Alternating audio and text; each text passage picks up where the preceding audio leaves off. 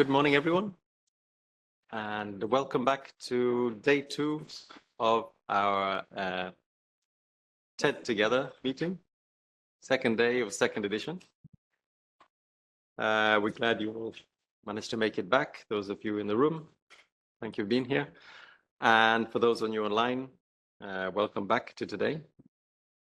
So today, just the basic housekeeping. Everyone in the room, you know where you are. But for those online, just a reminder, this session will be recorded. We will post it online later on.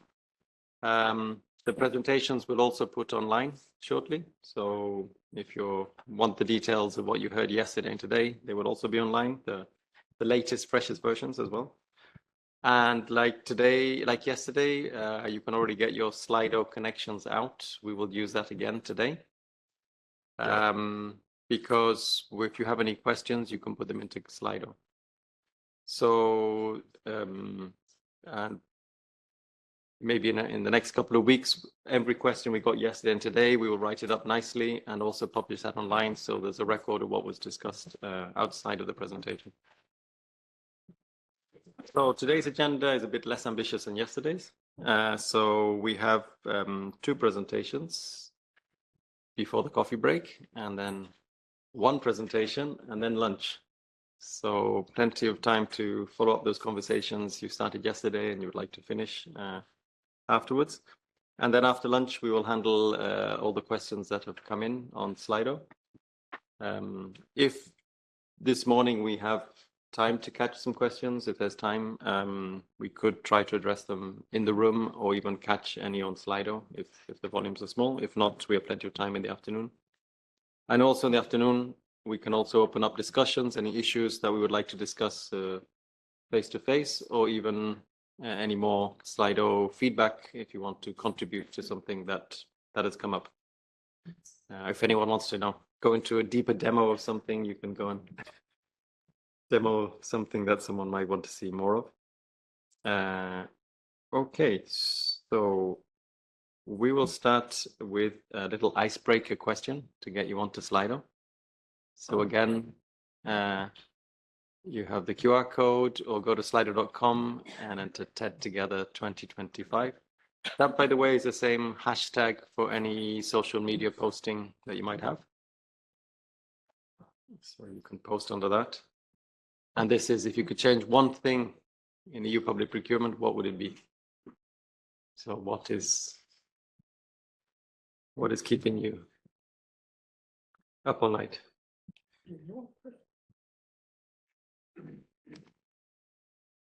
More seamless process. Send some more standards, some more. What's the Committee for European Normalization? It's a French acronym. So this is the standards building body who standardize a few things. And TC 440 is actually currently standardizing the interoperability. Yes.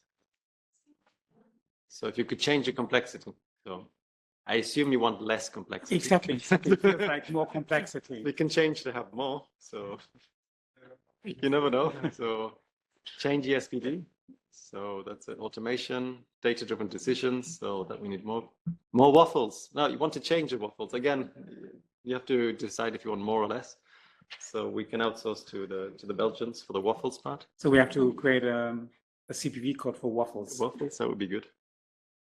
Less complexity for contracting authorities and economic sustainability, mandatory metadata, more data, innovation, more interpretation. So maybe understanding of what is out there. Gender, seamless waffles, more transparency on specific contracts. Indeed, like I think Tundid said yesterday, the framework agreements, you don't see what's happening behind the scene. Those zombie framework agreements.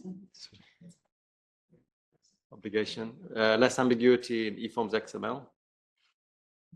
Sustainability, that's data governance, more open data, quality, sustainability.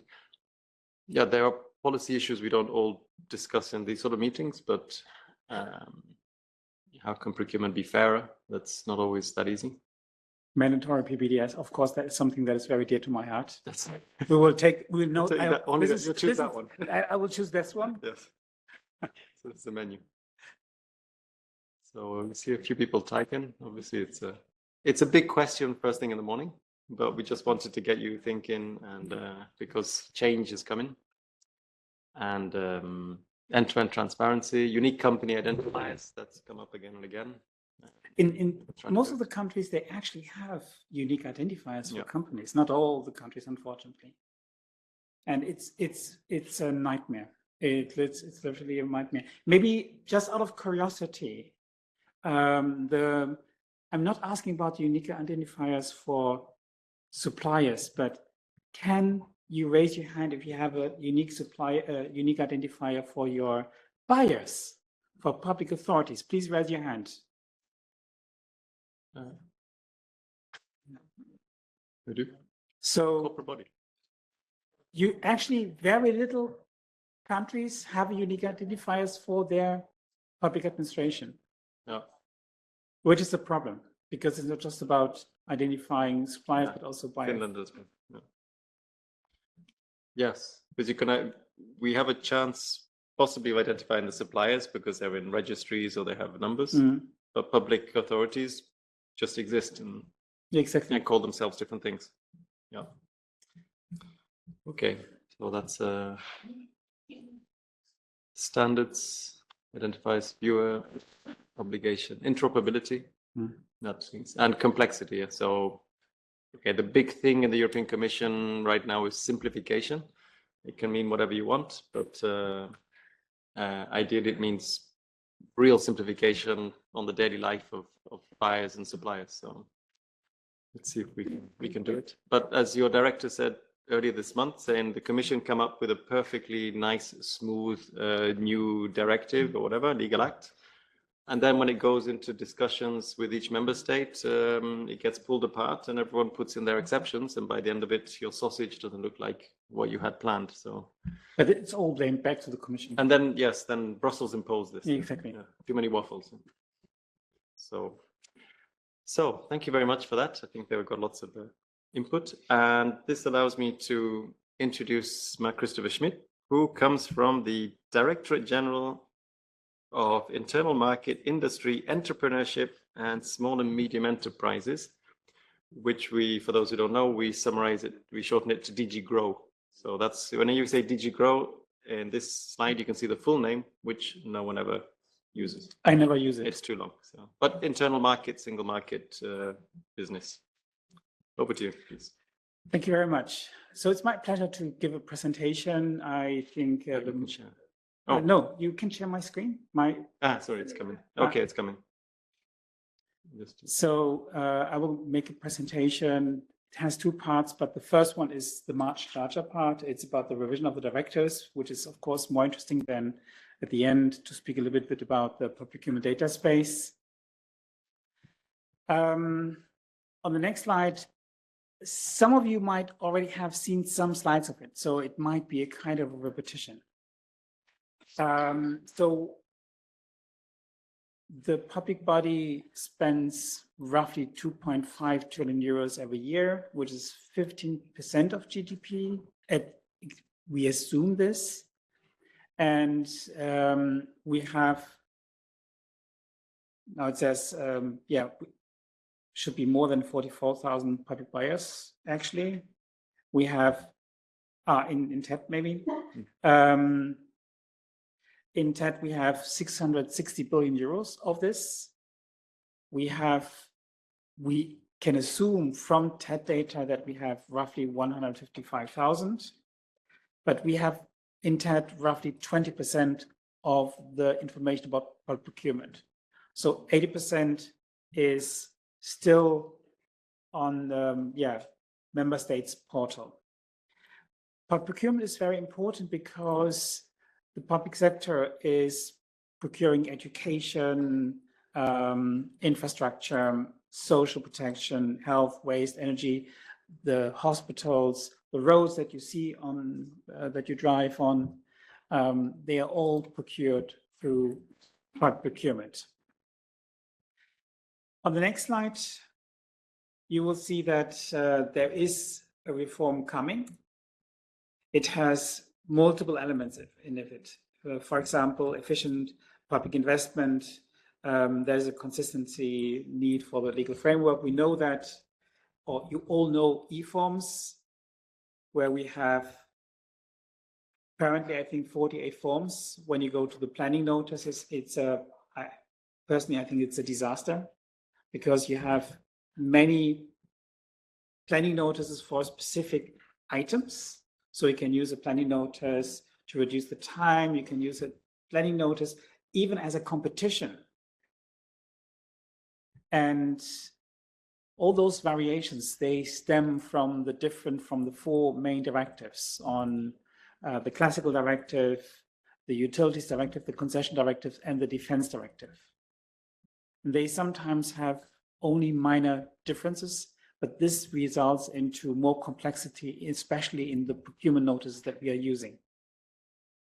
So one of a very strong aspect, and it's a bit what was said also in this Slido question, is with the reform, we actually want to harmonize it as much as possible, to shrink down the procurement notice that we're using, to have really basic types that you can use for various for the procurement in the future. Another aspect that is very relevant is made in Europe. So we have to see on to create lead markets, to strengthen Europe. We have to see on how to do this, because of course we have trade agreements. We also fall under GPA, which oblige rules on us. So it could be sometimes more problematic. Then we have the strategic role of procurement. Is how, and it was also mentioned on the slide question about innovation, more green, more sustainable procurement. How can we actually foster this? Also, social considerations are of course important. So we have to see with the forthcoming reform and how we can actually improve this. On the next slide, you see a snake, which should show the roadmap to this. So what there were in the last year, the political guidelines from von der Leyen. We did this year the evaluation. It is closed. You also see the evaluation was done in this year. It was closed last month. And you can the link to the evaluation, which looks backwards. So it looks at how did the procurement directives actually perform.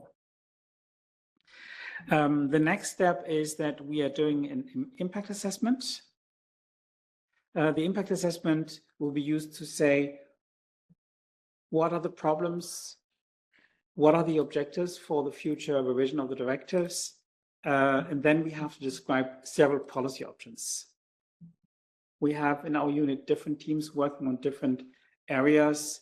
For example, on sustainable procurement, we have colleagues working on coherence, and our team is working on digital procurement. So we are currently working on the impact assessment, and we have received, and we also discussed things, of course, with our expert groups. We had, beginning of this month, a meeting with the EXAP expert group on electronic procurement and the EXPP, where we have the representatives, the stakeholders from the member states, where we discussed several aspects. On the next slide, you see from the evaluation, this is for the core of evidence that we have done for the evaluation. And there are some things that were raised. For example, digitalization of procurement helped lower the administrative burden when procuring goods and services. So that looks very good. Also, it made it faster to actually procure generally. And it is also generally seen as that the e-procurement is still relevant and adequate as a tool to facilitate market access. When we go on the next slide, we actually see the figures from the evaluation where we had a questionnaire. You see that the blue strongly agree and agree made up, I would say almost 50%, not really 50%. Then we have 20% of the answers said it's neutral, but there are still 30% who said that they disagree, that eProcurement didn't really help to lower administrative burden. And on the next slide, and that I found very funny, is that usually the companies were more in favor of digitalization, but it was that a lot of public authorities are more not so in favor of, or a lot were not in favor of digitalization. They disagree that eProcurement actually helped lower the administrative burden. The next question was, did eProcurement make it faster to procure? And here there are less who said it makes it actually faster. There are 40% who agree or strongly agree.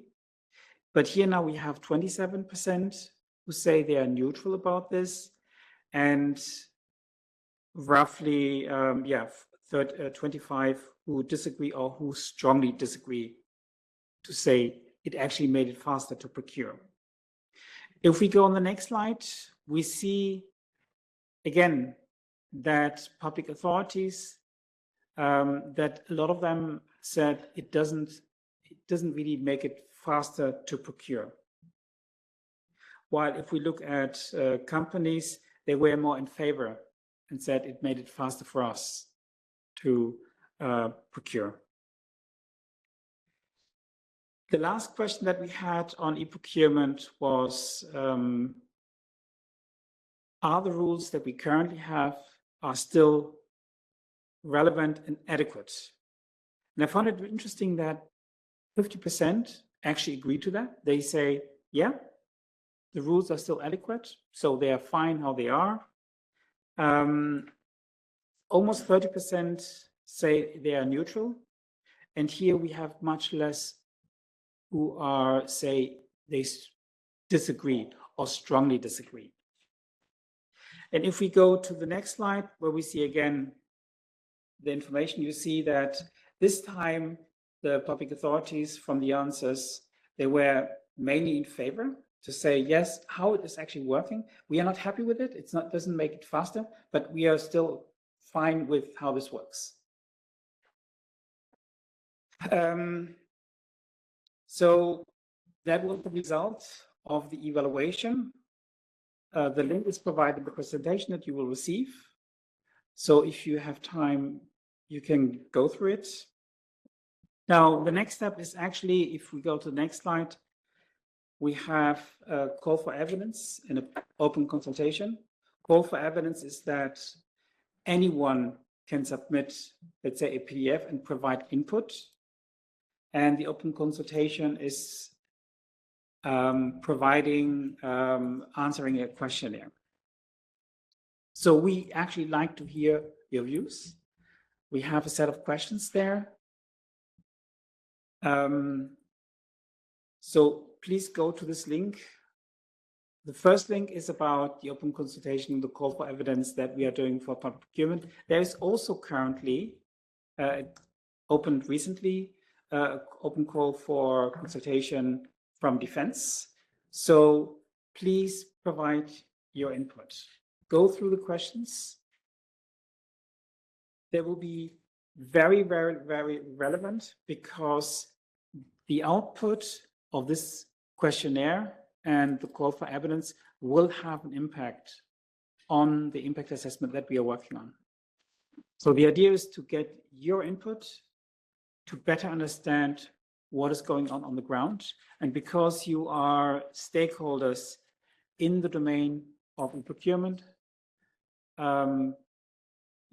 please provide your input.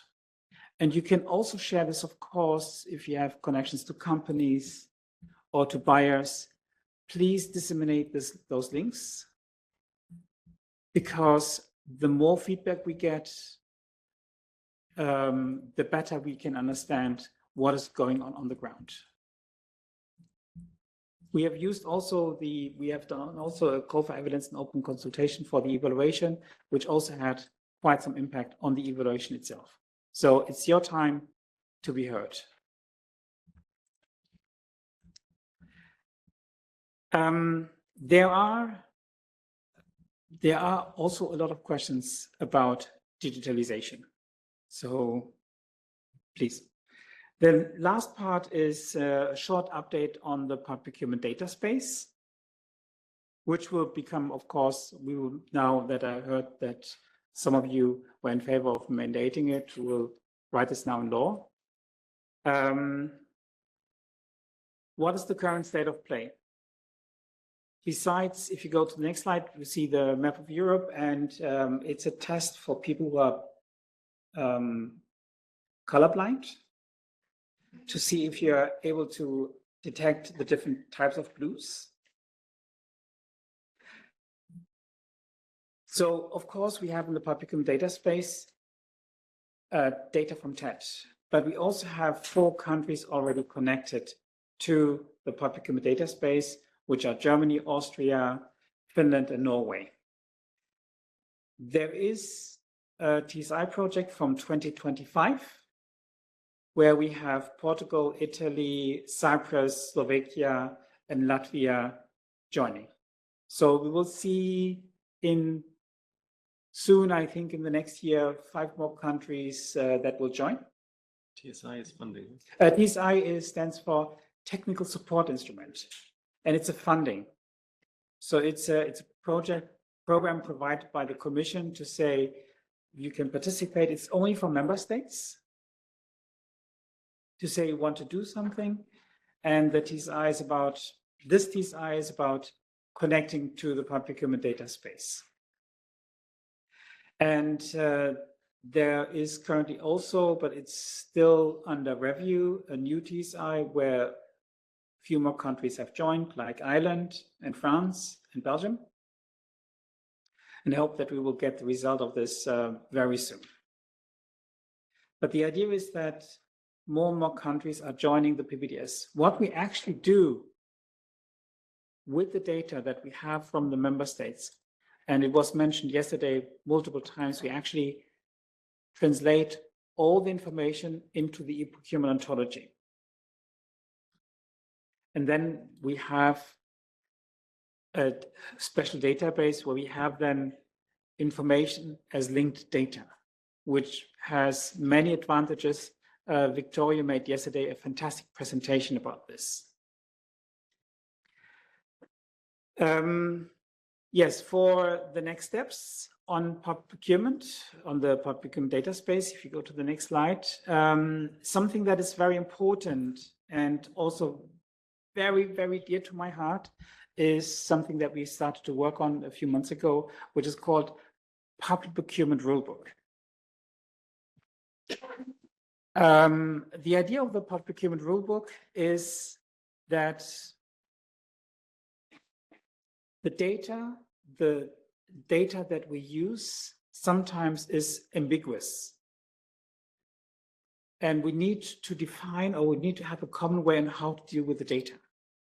And the Public Procurement Rulebook is publicly available, and there we define on how we actually treat the data. I can give you a very nice example. You can have in eForms multiple buyers, and you want to know from which country comes a notice. It is a very simple question. I could, for example, ask how many notices were published from Belgium. It is a simple question, but very difficult to answer with the data, because you have multiple buyers, and it's sometimes not clear who's actually the lead buyer. So we have to define a way to say, we assume that this buyer, that this notice comes from this specific country. and we are defining this. And it also helps us to improve e-forms in the future. For example, in the last year, it wasn't really necessary to provide the lead buyer. I think now it is. I think now you have to define who's the lead buyer. Yes, I think so. But it's a recent SDK. Yeah, it's a reason. Yes, but there is but this is now, of course, an improvement from the past, where in the past you could just have buyers, and now you will have at least one lead buyer. Then we can say we just take the lead buyer full stop. It makes our lives very easy. But this is just one example. There are many, many more. We will enhance the architecture and governance of the procurement data space. We have a lot of ideas on how we can actually improve the architecture of the procurement data space. It's the issue was that we were one of the first, if not the first, data space in Europe that actually has the data. Usually a data space is only a catalog of meta information, which says, where can you find some data? But we actually have both. We have the information of where you can get this from, but also we have the actual data. And we want to streamline a little bit the pipeline, the data pipeline within the PPDS to make it easier for us. We are working on new dashboards. We actually have published recently a dashboard on clean vehicles. So where we use the data coming from the from eForms. In the next year, we also want to start to link it to other data sources. Currently, we only really use notices, but we want to link it, for example, to data from Eurostat or to other data sources to enrich the data. Of course, we want to publish the public data into the open data portal. We also plan to develop an AI chatbot. Something that is, I think, very important. I mean, we all use AI. I think this is the most common thing that people use today, AI.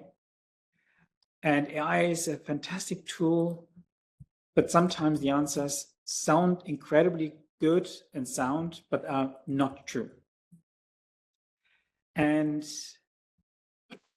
one advantage over using linked data is because the data is linked, AI can provide better results. SAP, they have massive amounts of data, and they also want to provide additional support for their users. And when they try to use AI on the data that they have, they found out that they get a lot of hallucinations, or that they have more hallucinations. And what they have done is they translated everything, maybe not everything, but they start to work on ontology, like we do for procurement. Because if you link the data, then you can ask AI to use, for example, the eProcurement ontology to create the query and then to get the answer. And with this, you will have a much better result. We will integrate probably in the next year also with Simple. It's actually foreseen for until 2027. It's a project from DG Connect. It's another Director General inside the Commission. The idea is there will be many, many data spaces, not just ours. And the idea is how can those different data spaces work together? And the project that DG Connect initiated is calling Simple, and we will connect the public data space for the public data with Simple in the next year or in the year after. Something that we will do is for all the countries who share the data with us, they can then decide if they want to be connected. So we want to, it's important that we have this trust relationship with the countries who share the data with us so that they know what will happen with the data. So we will give them then the opportunity to say, yes, it is fine if you share our data also through the simple connection or not. And then that is going on for a few months now, the convergence project with OP, because OP, as they said last year, they went live also with their TED Open Data Portal as linked data. So we want to work closer together so that we can avoid any kind of duplicated work. I think this convergence will be happening actually in the next year. With this, I think I'm done and hand over back to you, Carl. Okay.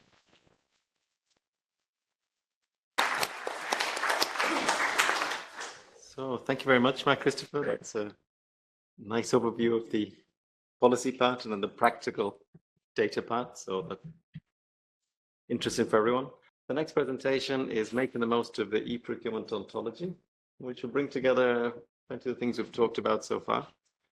And you'll see how Andrea brings it together. And Natalie, again, is going to sit and watch and answer any questions if needed. But Andrea's got many years working with the eProcurement ontology, so we're in safe hands. All yours. Thank you, Carl. Okay, let's share. Thank you, everyone, for being here.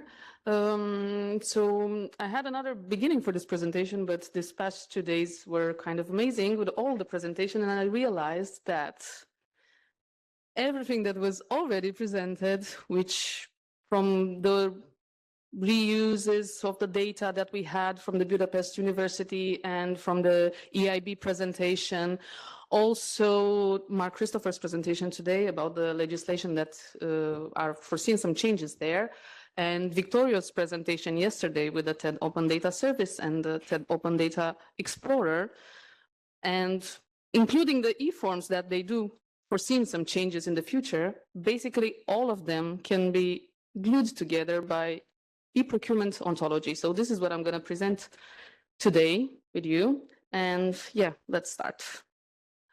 So how this all started?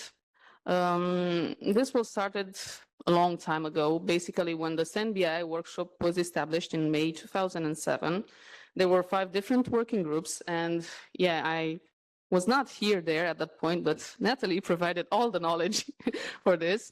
There were the architectural working group, notification, tendering, catalog, and the post-award work group. So it was clearly at that point that people would talk, they would mean same things with different words, or they would use words interchangeably. So there was a need to standardize this entire procurement domain.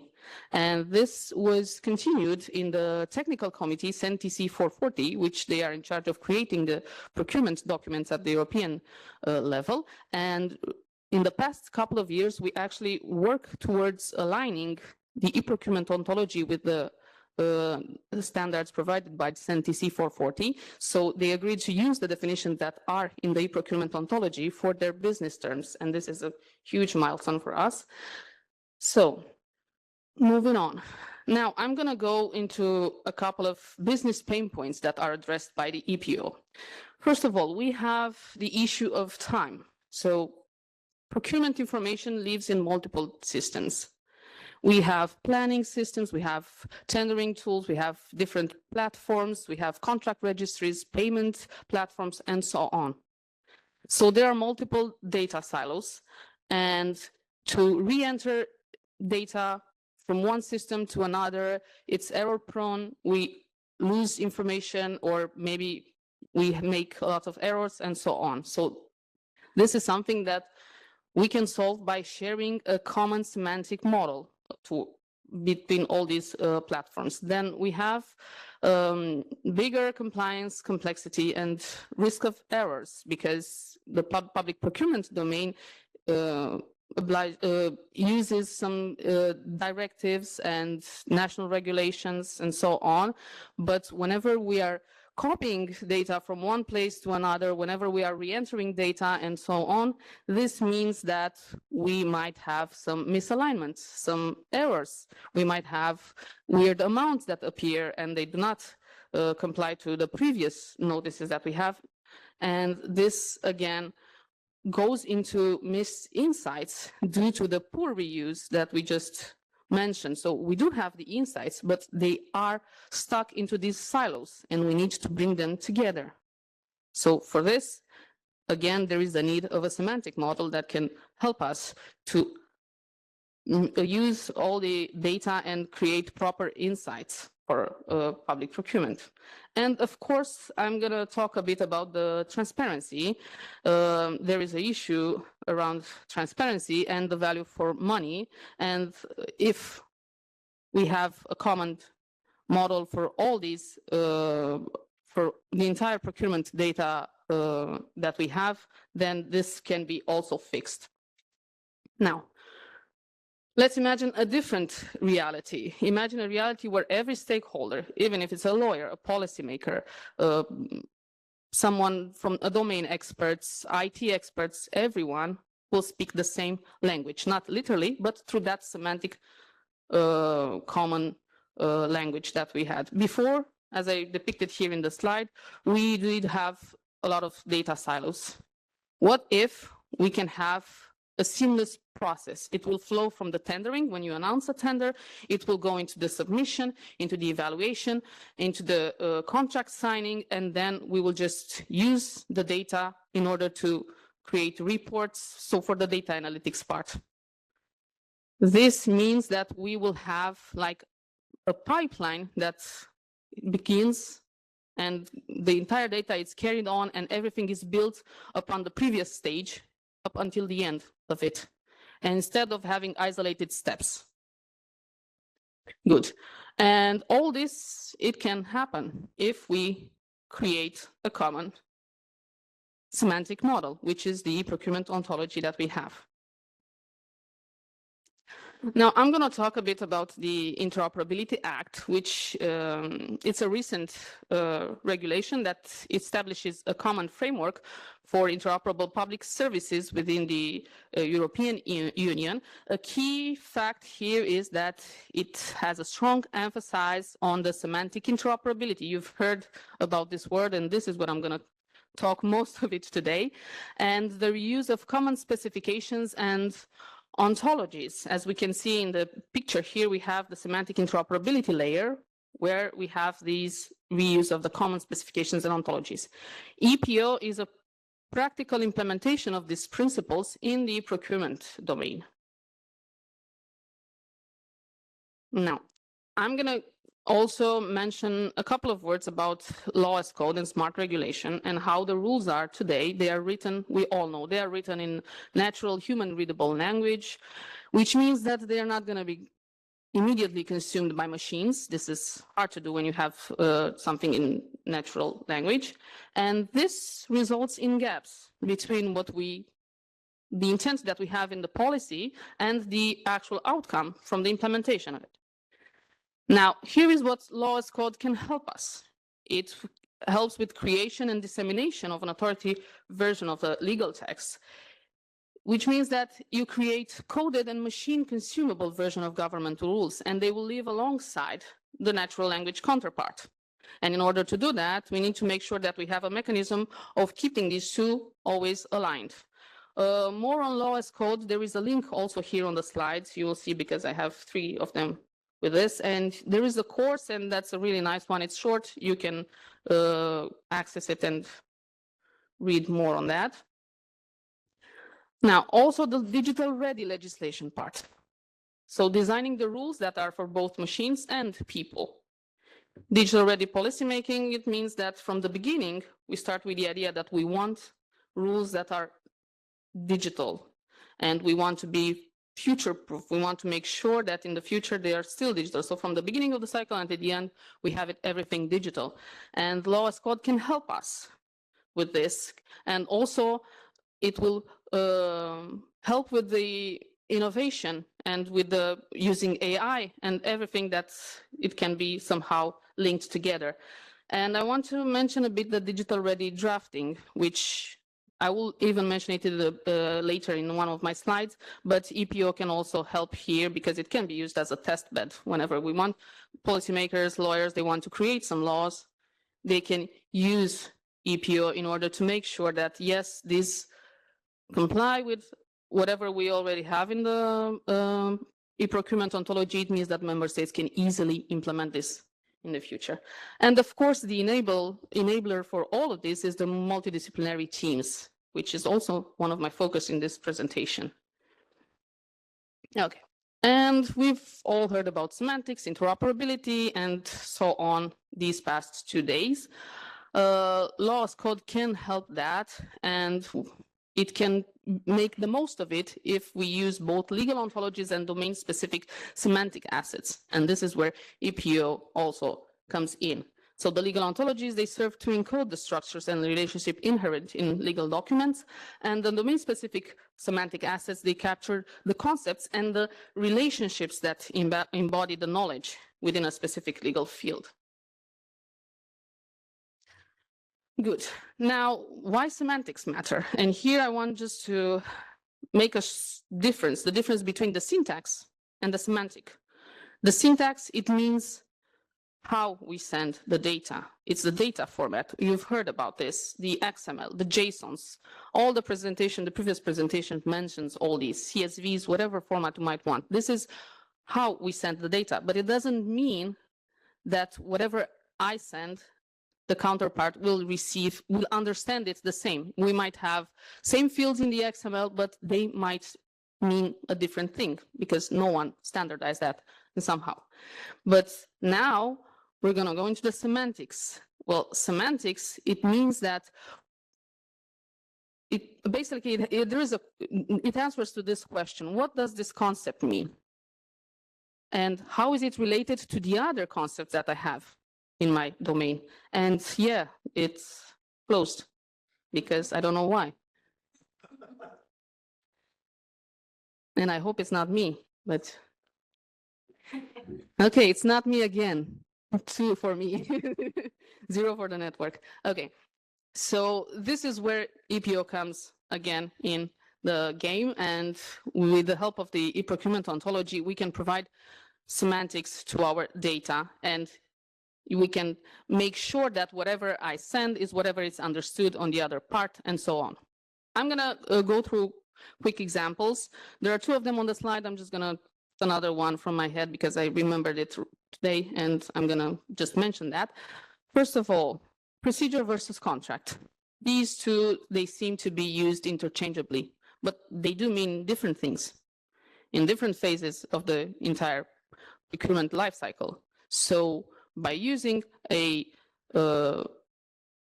ontology, the eProcurement ontology, we make sure that we have one definition for each, and everyone knows what that definition is and whatever that means. It's the same with lot versus contract. I think this is more of a debate, but it's similar. Then we have the contractor versus seller. And one organization might use contractor, another one seller, and even supplier. So there are multiple words that can be used for this part, but only if we provide definitions for all of them, we make sure that, yes, what I'm saying, you understand exactly, so we don't get lost in translation. So, and the third example that I mentioned, which is not here, I would forgot about him, is something that when I came here, and Natalie, again, she enlightened me, we had the contract conclusion date. I will never forget that. What contract conclusion date? So for me, it was the date when a contract will end, no? No, it's not. It's the date when the last signatory party signs the contract. And the procurement ontology, we have a glossary, and we have this definition stated there, and we also have an additional information. At the end, it says, do not confuse this with the date of the end of the contract. So thank you for that. And now, again, I want to emphasize how semantics enables strong interoperability, it promotes automation, and of course it unlocks analytics that otherwise you cannot get and obtain. Good. Now, I think there was a, yes, really nice presentation from Carl yesterday. He presented the history, don't be surprised, the entire history from the standard forms to e-forms and everything. I will go a bit longer than that. So we started with the papers, okay? So we filled in everything with our pens and we had the papers and we will archive everything and it will get lost, okay? And with the help of XML, we entered the digital era. And now we have the e-forms. There were the standard forms, now we have the e-forms. So this is a really good step towards the digitalization. Everyone wants to do that. I even saw your presentation yesterday about Prozoro, digitalizing everything in Ukraine. That was amazing. So thank you for that. And now what we're going to do with the eProcurement ontology and how it helped us is that from the document that we have that are now in XML format, we can extract data in a uniform way. And it allows us to link it across time, across organization, across the procurement lifecycle, across kind of whatever we might think of from the procurement domain. And here I will mention Victoria's presentation from yesterday, if you didn't see it, because he showed an exact example of how he can follow a procedure in time from the competition notice, and then he had like 7 other result notices along, and he managed to do this with the help of the eProcurement ontology that stays in the background. Now, I will introduce the eProcurement ontology to make it, right for it. It started in 2017. Like I said, is a standard semantic data model across the public procurement lifecycle.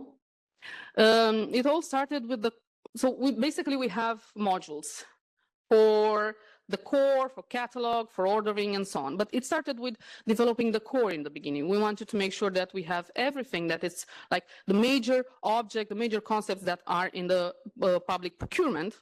And after we made it to a stable version of that, we went into developing the e-catalog, the e-ordering, e-fulfillment. And these that I just mentioned, they are aligned with 10 TC 440 that I mentioned. The definitions are aligned. And yes, this went on until June 2025. It's a huge milestone for us because we covered the entire procurement life cycle. We made it until the payment. I thought we're never going to see the end of it, but we did. And now we have it complete with all the definitions, all the modules and everything. But this doesn't mean that we stopped here because there will always be new use cases. We know that. Now, this is, I think, the easiest slide because I'm going to read it. What EPO enables? So easier data integration, I've already mentioned, the reuse and interoperability. It also enables faster and more accurate reporting, dashboarding for the analytics part, improved transparency and accountability. It will reduce duplication and manual entry. And of course, I added this last one. It enables AI agents to understand the procurement domain by providing semantic context. And I will refer to your SAP presentation topic because, yes, they realized that they need a knowledge graph behind it. So an ontology of their entire tool. So, yes, this is something that we also foresee. Now, the most important slide, I think, lesson learned while we created the procurement ontology. I'm just going to mention 2 things.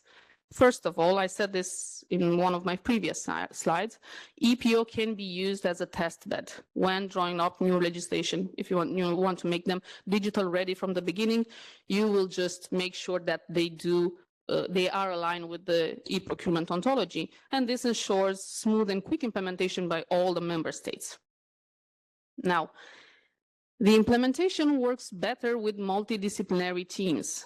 We've worked with lots and lots and lots of domain experts, IT experts, and so on. This could not have happened without the help of the others, that's for sure. So, lawyers can bring the legal meaning. Semantic engineers can make sure that these will be machine readable. We have the policymakers that they will shape the objectives. Domain experts will bring the reality into because, yeah, you might have it on paper, but in reality, it's a different story. Then we have analysts that they know the requirements from the data. And of course, IT experts that can make the working systems. We know that already. So I will focus on that multidisciplinary team. the road ahead. What we plan to do after finishing all these modules, the entire life cycle, well, we want to focus on the digital ready legislation, the law as code, and linking to other data spaces. This is important. We are already used by the PPDS, so they are using eProcurement Ontology. And we will work closely with the AI community to improve the usability for AI training. We want to incorporate future changes, the new use cases that I mentioned earlier for the public procurement legislations, for e-forms and other stakeholder needs. I will mention here that we also want, because it's a huge model. You will get there and probably at the beginning you get lost. Don't give up, come back again, come questions to us. It doesn't matter, we are here. But we also want to help everyone understand what's there. So our plan is to create like layered architecture of ontologies. We want to go further and just make a simple view of what's there. Because right now, yeah, you might get lost, like I mentioned. So this is something that we have in our foreseen in the near future. And align and connect with other linked data standards and ontologies, and of course, evolve with technology. Now, conclusions. Semantic interoperability, we mentioned, is essential. We want to make sure that whatever we say, it gets the same meaning it gets on the other side. The EPO provides the semantic interoperability for the end-to-end electronic procurement, public procurement, and is available and ready for use. So we are ready to work with you on the digitalization of the public procurement. And thank you so much. Here you will have resources. The first one is just the documentation website and GitHub repositories, and of course our email address and the GitHub discussion. We encourage you to use that. And of course, you will always receive an answer. So that's for sure, because I'm also there. So I want to make sure that we cover everything. So that's it. Thank you.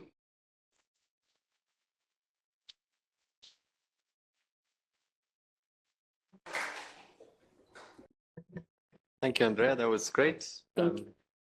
I think that was really timely presentation. We got it right in the agenda to bring it all together and sort of explain why where it fits in. So it's exactly time. So thank you very much for being better timekeepers than me. You do it. You do my job for me.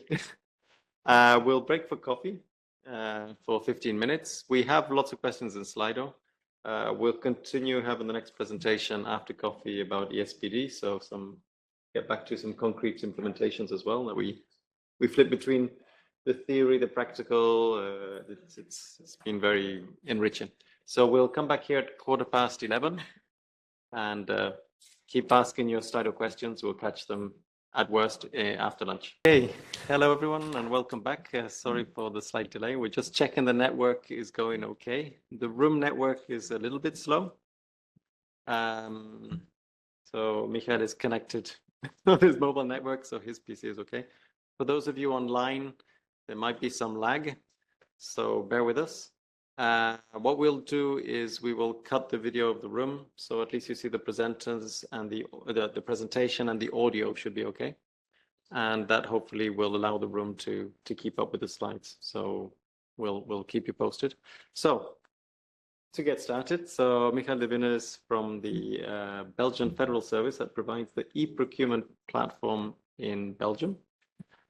And today he's going to show how they've implemented ESPD for real in Belgium.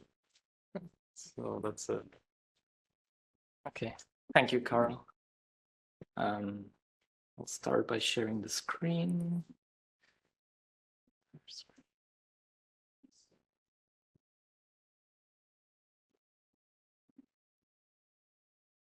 Is it coming through? Yeah. Okay.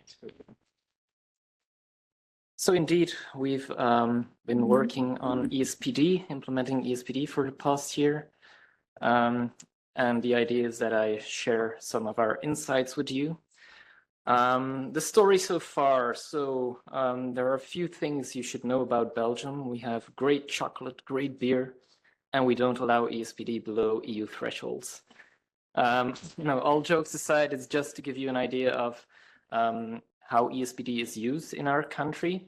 So it's only allowed above EU thresholds, and the tool we used until now was a slightly customized version of the European Commission's ESPD service. So the one which still uses the exchange data model 1.0.2. This is a standalone application, which we tweaked a little. We changed the interface a little with CSS. We added multilingual support because that is something which is needed in Belgium. And of course, it works really well, but it has some disadvantages. You have to export your ESPD request or response to PDF and XML and then upload it in another platform. It doesn't hold the actual requirements for the selection criteria. So yeah, it has a few drawbacks.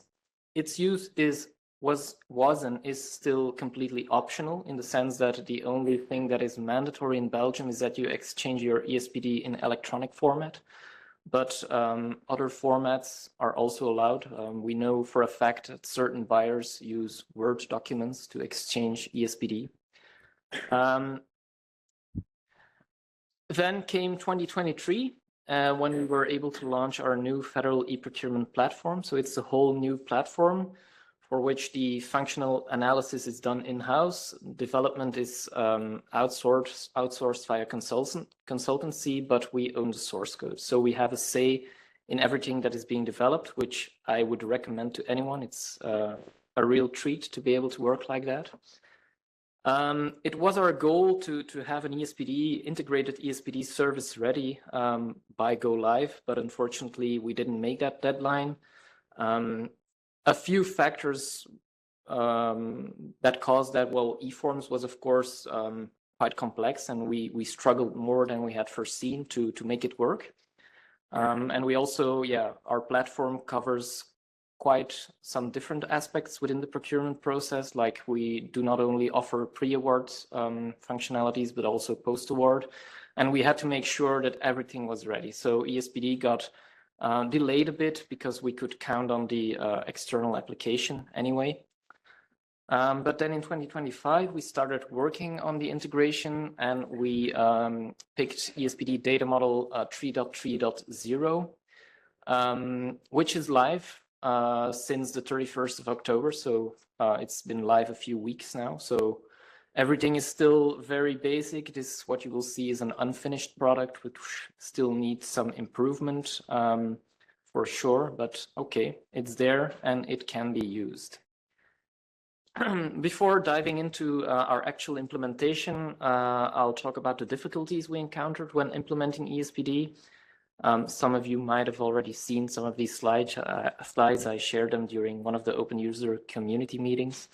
But one thing we noticed is that the implementation path was quite different. It was quite a change. We had been working on eForms for 2 years, 3 years. And where, of course, you get the SDK, which is a great means of communication, as Jan has explained yesterday, between the publications office and the eSender platforms, and where you have, all the data is delivered in this package. You have metadata-driven forms, you have the EFX, which you can use for front-end validation, etc. Whereas here we noticed that we needed a different approach, because even though the documentation is there and is ample, it's a lot more DIY. You have to find your own way, invent how you're going to implement it. One of the limitations we found was, for example, the fact that you only have quite limited schematron validation for ESPD.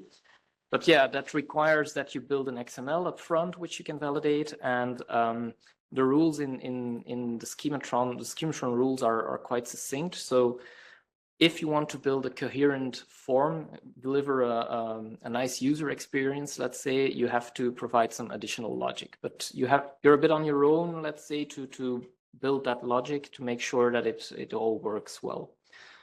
Other things we found, really, this is not to criticize OP in any way, because I'll come to all the good things on the next slide, but it's just to mention what we experienced. And some of the information might be outdated by now, because we worked with version 3 of the data model, whereas now version 4 is already available. But we noticed, for example, that certain code lists were not really aligned with those in eForms or with those in EU vocabularies.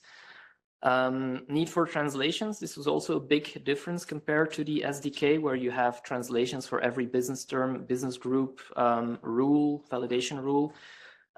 We found that we had to use the old service actually to retrieve a lot of the translations that we needed to make our service available in the necessary languages.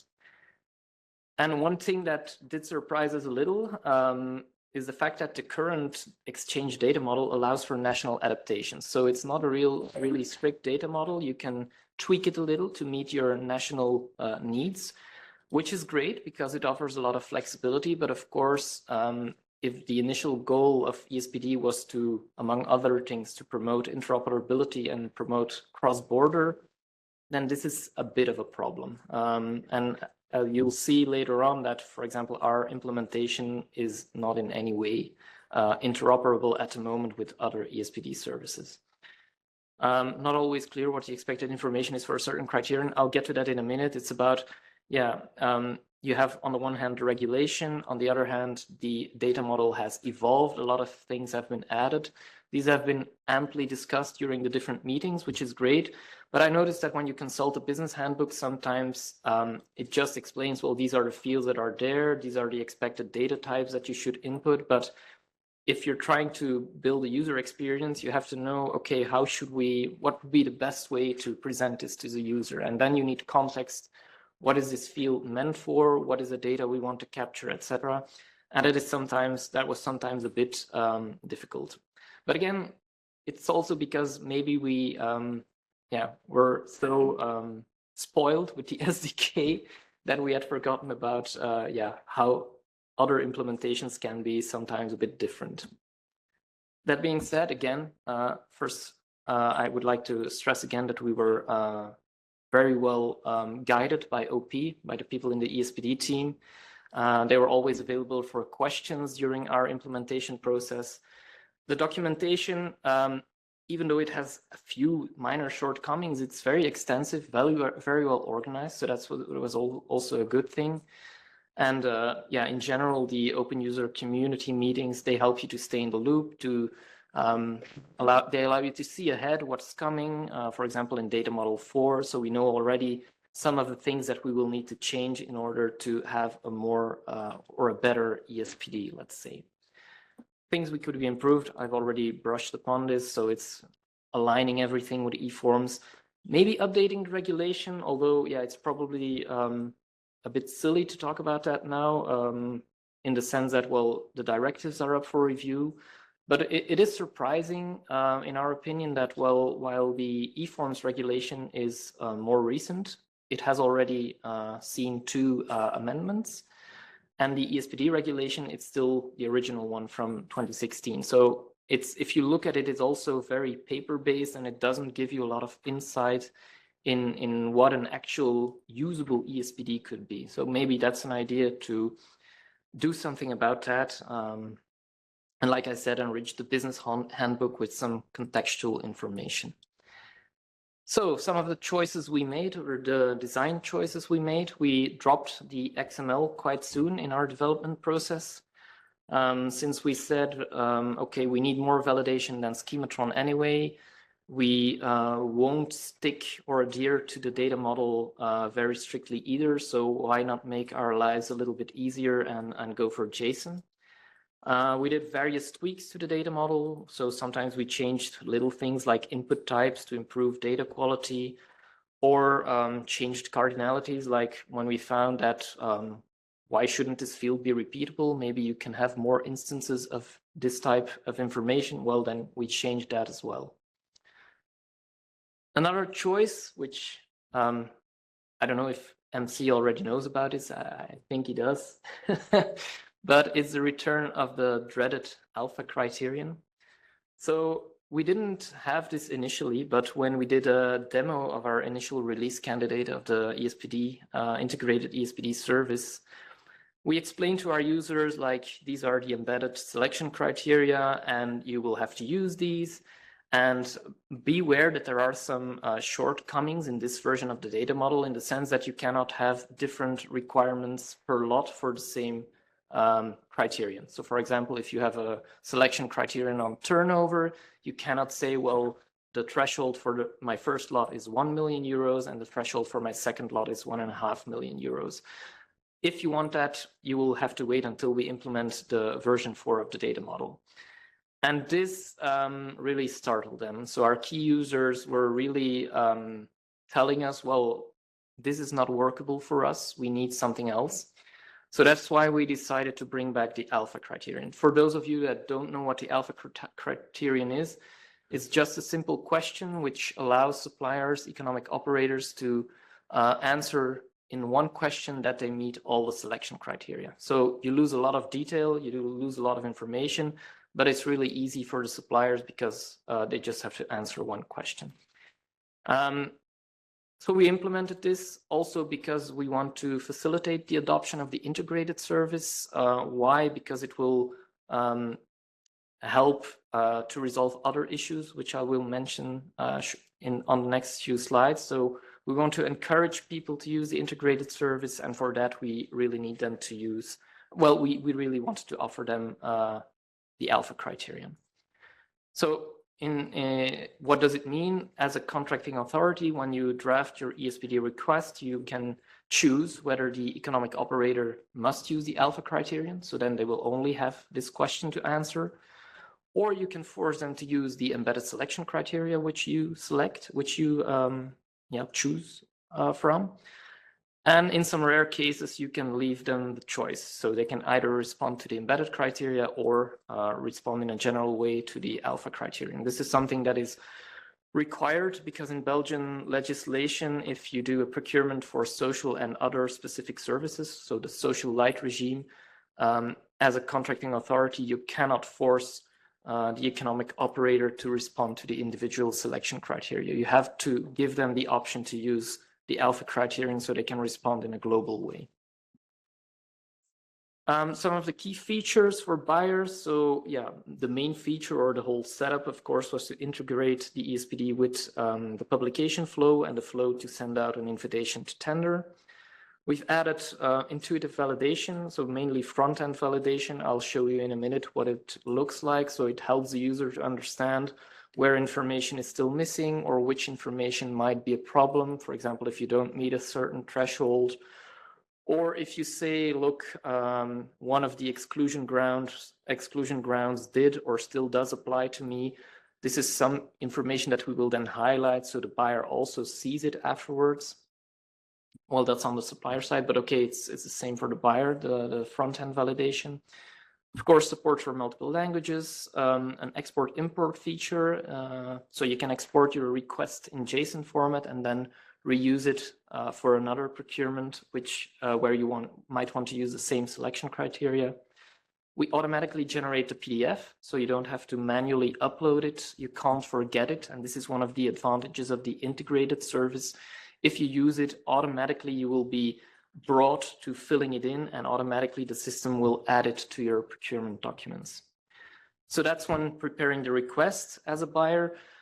There's also an even bigger advantage, I would say, once you open the submission. So when you open the vault and you see the submitted tenders, you will get an indicative basic validation of the received responses. So you will see which supplier has omitted certain information or which supplier has provided answers that might not meet the requirements, or like I said, that might need further inspection, like an exclusion ground that somehow applies or applied in the past.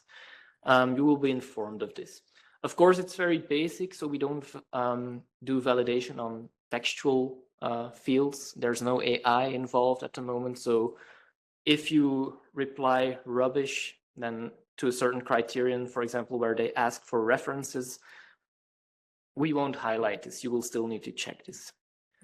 I'll skip the screenshots because I'll try to demo it and then it will be more interesting, I think. On the supplier side, the response has been integrated in the e-submission flow. So automatically, when you confirm your participation, you will see the ESPD. Again, big advantage because you won't be able to forget to submit an ESPD response.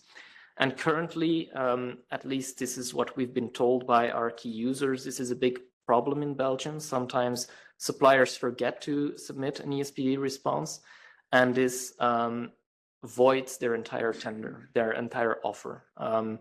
Whereas if you submit an ESPD response, even if it's incomplete, at least you'll be given the chance to complete it, or there'll be some kind of remedy possible. So there's really an advantage for suppliers as well to use the integrated flow.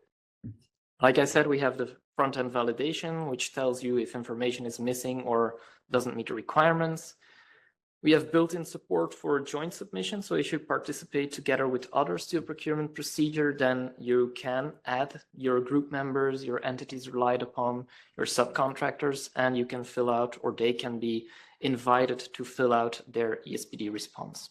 And again, we automatically generate a PDF, which is automatically added to the tender documents, so you can't forget to submit your response. On the uptake of the integrated service, so yeah, it's only been live for a few weeks now, so the figures are very early, and it's probably too early to draw any conclusions from them. But about 580 publications above the EU threshold were made since the beginning of this month, and 52 of which use the integrated ESPD service. But it's a low number, it's only 10%, but you'll see why. At this moment, it's still an opt-in thing, so we won't suddenly force the integrated service upon you. You will have to activate it. It will have to be a deliberate choice by the buyer, because we don't want them to be surprised. And we noticed that of those 52, 36 have opted for mandatory use of the alpha criterion. So this was expected. It's a bit unfortunate, but there are also some courageous contracting authorities who decided to explore the possibility of the embedded criteria. So we already have about 16 publications where the ESPD uses integrated selection criteria in the ESPD itself. As for the responses, about 130 have been drafted. Some of them might already have been submitted. Some or most of them will still be in draft, so not yet finished, but okay. There is at least some uptake, so for the moment we're very happy with that. Before I go to the demo, this is like, how you say this, caveat, or try to justify that the fact that, well, what you will see is not yet a finished product, so we will still need to do some improvements. First things we'll do is some quick wins, try to implement some quick wins based on user feedback we will certainly receive in the coming weeks and months. We will have to improve user friendliness for the supplier side, because right now they will still have to fill out everything over and over again for each tender to which they participate. So this is high on our to-do list to make sure that they can somehow recycle data of previous ESPD responses. We want to improve the support for joint submissions, because yes, we have support for joint submissions. Party members can have their own ESPD and they can fill it out. But the real issue is more in terms of access. So if I were to give access to one of my subcontractors so they can fill out their ESPD response, the problem right now in our platform is that I have to give them access to my entire submission. So they can see my tender documents, they can see my ESPD response. And apparently, well, it's totally understandable, but this is a bit of an issue because sometimes you don't necessarily want to share all the information on your pricing, etc., with your subcontractors or other party members. So there's that. A better integration with authentic sources. So right now we had to drop the link with our Telemark aggregation service, which collects all kinds of proofs from Ministry of Finance, the National Bank, etc., data on turnover, on payment of taxes. So we don't have that at the moment, but we will bring it back. We dropped it because they upgraded their version, we have to integrate with the new API. And then on the long term, we want to align with version 4 of the data model, because what is definitely needed is the ability to set different requirements per lot for the same selection criterion. It was made very clear to us by our end users, our key users, that this is something they do, and so we will need to implement it. And in a more global and even on a more long-term basis, we see this as a first step towards semi-automatic evaluation. So we're already working on certain things like structured documents. And this is just, a first step. We'll see how it is received by our users, and it'll serve as a learning basis to improve things. So that's all for the presentation. I will now quickly switch to the demo part. I hope everything works. Can you still see the screen? Max is keeping up. Okay. So I'm on our platform. This is the buyer side. So I will now launch a new publication for which I will activate the ESPD. Of course, I've already prepared some data, so it's already pre-filled. So I'll skip this. Here is where I select my notice subtype. I'll pick subtype 16, which is like the the most common notice subtype, I guess. And then we have our publication settings. So right here, you will be able to activate the integrated ESPD, but only if you first decide that you wish to publish on TED. So like I said, in Belgium, it's only allowed to use the ESPD above EU thresholds. So that's why we linked it with the publish on TED or not Boolean. So as you can see, as soon as I indicated I want to publish this notice on TED, I get an extra Boolean. But like I said, it's still an opt-in feature right now. So we're not going to force it upon our users to immediately use the integrated service. Over the course of the coming months, I don't know, we will probably change this, maybe switch it to an open question, like have them make an active choice, or maybe default it to yes even. That remains to be seen. But anyway, if you activate it, you get a little disclaimer, which points you to our help center, where you find more detailed information on how to use the ESPD. The goal really here is to make sure that our users make an informed choice, that they don't activate something which they don't understand. So that's the idea here. Also, it requires you to use electronic submission. If I were to deactivate the electronic submission, which in our platform we call the vault, then you can no longer use ESPD, because the idea is really, even though we generate PDF documents, the idea is really to keep the data as much as possible in the platform.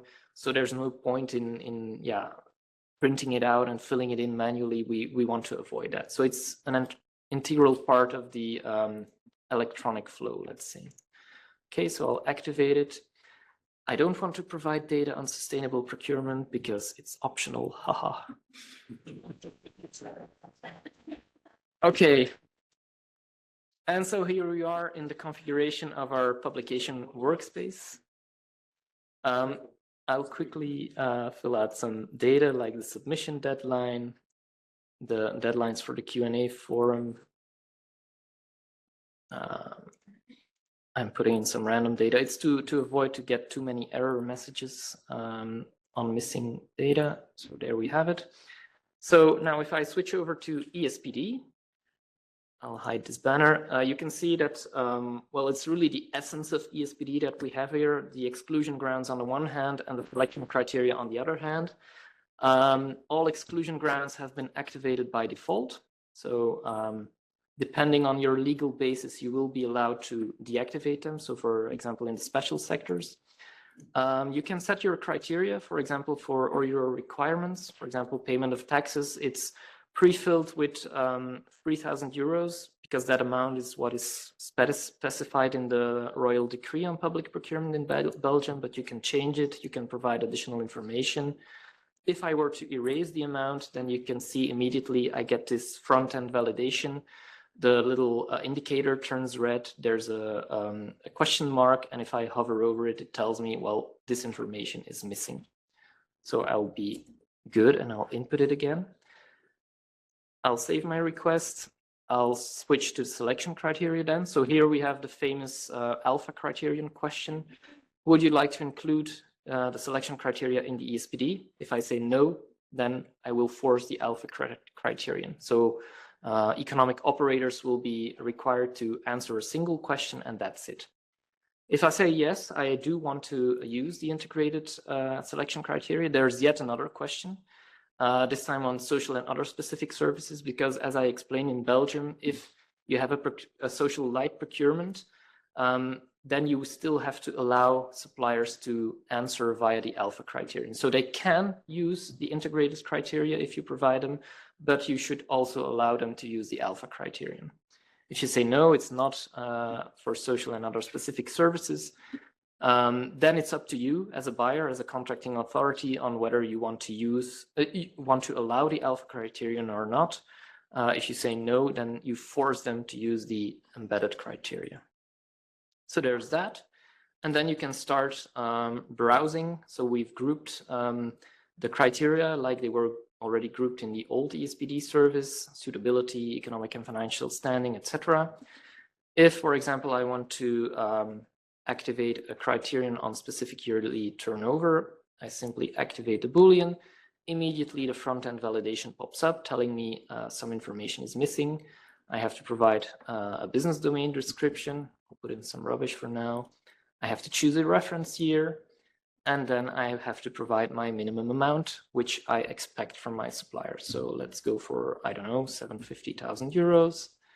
And then I can add another financial year, again, 750,000 euros, and so on. So you can do this. It depends on the criteria that you use, the fields that you will see, or whatever you can provide. For example, if you ask for references, you can specify the number of references required. You can give a description. You can add multiple requirements. So whenever you say add description, you can add more requirements, and these will all be presented to the end user. Then we have some buttons here. So of course, the save button, it saves the request. We have the import ESPD and export ESPD. So if I export my ESPD, I get a nice JSON file with whatever data I have already inputted. I can also use import to select an ESPD request, which I might have saved earlier. And then if I input it, automatically the criteria that were in that ESPD are activated. So you can see here other economic or financial requirements were in that request, which I imported, and it's activated. And of course, I can decide to which lots a criterion applies.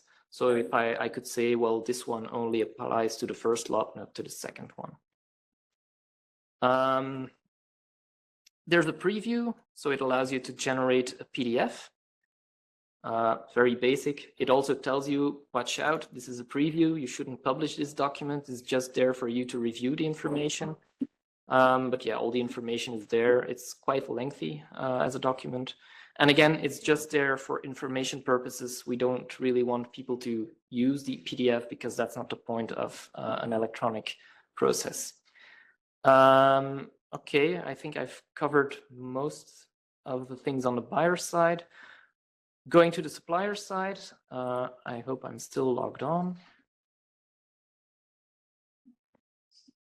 So here, I'll show you both scenarios. So one with the alpha criterion, one with the embedded selection criteria. I'll start with the alpha criterion. So this is not a publication, it's an invitation, but the flow is almost exactly the same. So I can confirm my participation. I want to submit a tender for this procurement. I'm automatically brought to the submission space, and you can see it consists of different stages. The first one consists of 4 sub-stages: identification, who are you working with, so your participating companies, to which lots do you wish to participate, what are the documents you wish to submit, and of course your ESPD.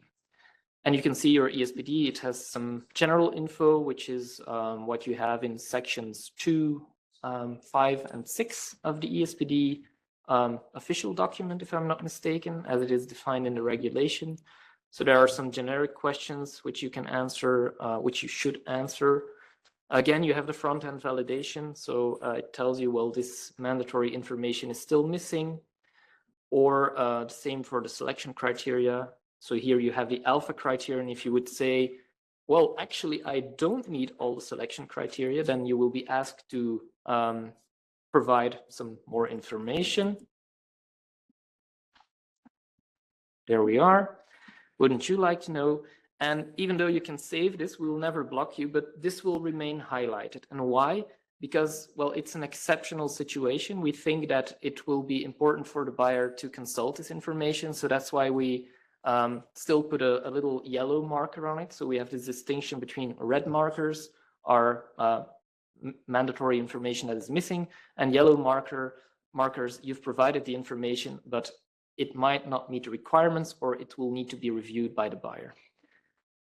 So you can, work through the ESPD as well if you have exclusion grounds which apply. As soon as you say yes, well, you will be asked to provide the details.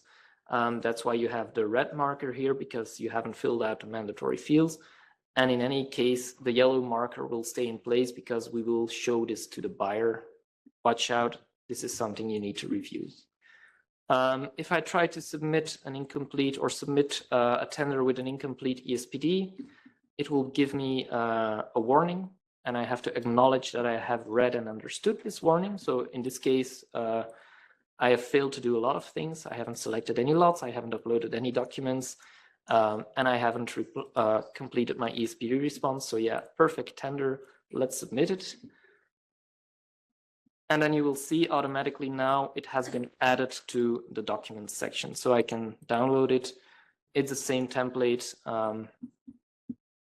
with responses this time, because by default, we reply negatively to all the exclusion grounds. So by default, you are okay for all the exclusion grounds, and this is now added in the PDF.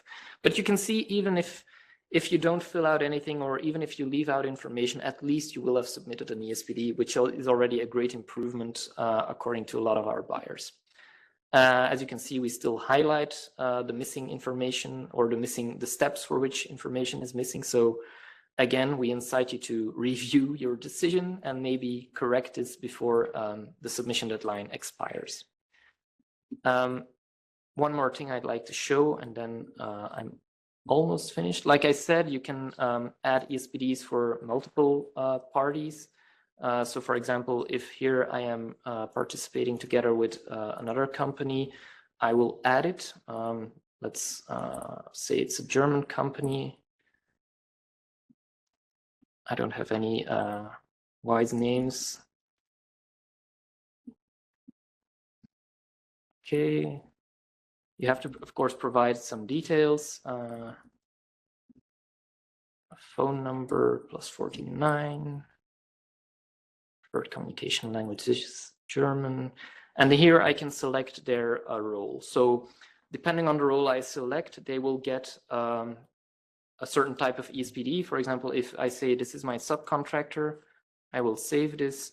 And then if I go to the ESPD section, you now have this drop-down menu where you can select or switch between the group leader's ESPD, which has both exclusion grounds and selection criteria, and the subcontractor's ESPD, which only asks for exclusion grounds. Yeah, there's that. And then one more thing, I'll switch to yet another platform, is when the buyer will have opened the submissions and will have received the responses. So we have this little overview. Again, it's purely indicative. It doesn't mean, you shouldn't rely on it like, oh, this is the biblical truth or anything, but at least it will give you an indication on which ESPD responses you should have a closer look at. So if I go to the Vault, which is again our eSubmission module, this is an open Vault. So I've received 3 submissions, A, B, and C. We have this little indicator telling us whether a qualified digital signature was found. Unfortunately, we still have that in Belgium for the submission. And we now also have this column which indicates whether everything is okay with the ESPD response. So for example, if I see this little yellow exclamation mark, I can open the submission, I browse to the ESPD, and I have the same indicators, so red for missing information and yellow for other types of issues, not meeting the requirements, for example. And we can see here, indeed, I activated a reference selection criterion in which I asked for references, but the supplier has only filled one thing in the description. He said, yeah, see my other tender documents, and everything else was left empty, so I don't have any information. Up to me whether I can accept that or not. Going back to the vault, the other one that had an exclamation mark, consulting the ESPD, and here I see I have this yellow marker telling me, okay, apparently an exclusion ground applied to this or applies to this economic operator. They have an outstanding debt for taxes. I can see that it's 5,000 euros. So it will tell me, again, if I hover, it's above the threshold. It exceeds the limit value determined by the buyer. And also, well, in general, does not meet the requirement. It's rather, it's something you should inspect because it might be a problem. And that's it. That's ESPD so far. Like I said, we still have a lot of work to do, a lot of things to improve, but so far we're satisfied with the result, and yeah, we're keenly awaiting feedback from our users to see what we need to improve. Thank you very much for your attention.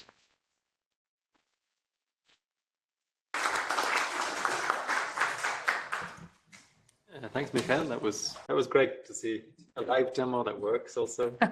That's with the network we have, although you used your phone in the end. So we try putting the video back on because we cut it, which I think helped the WebEx one. Yeah, we're on time. So.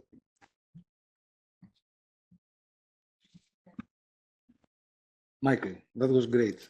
Very nice presentation. Thank you. Sorry about that.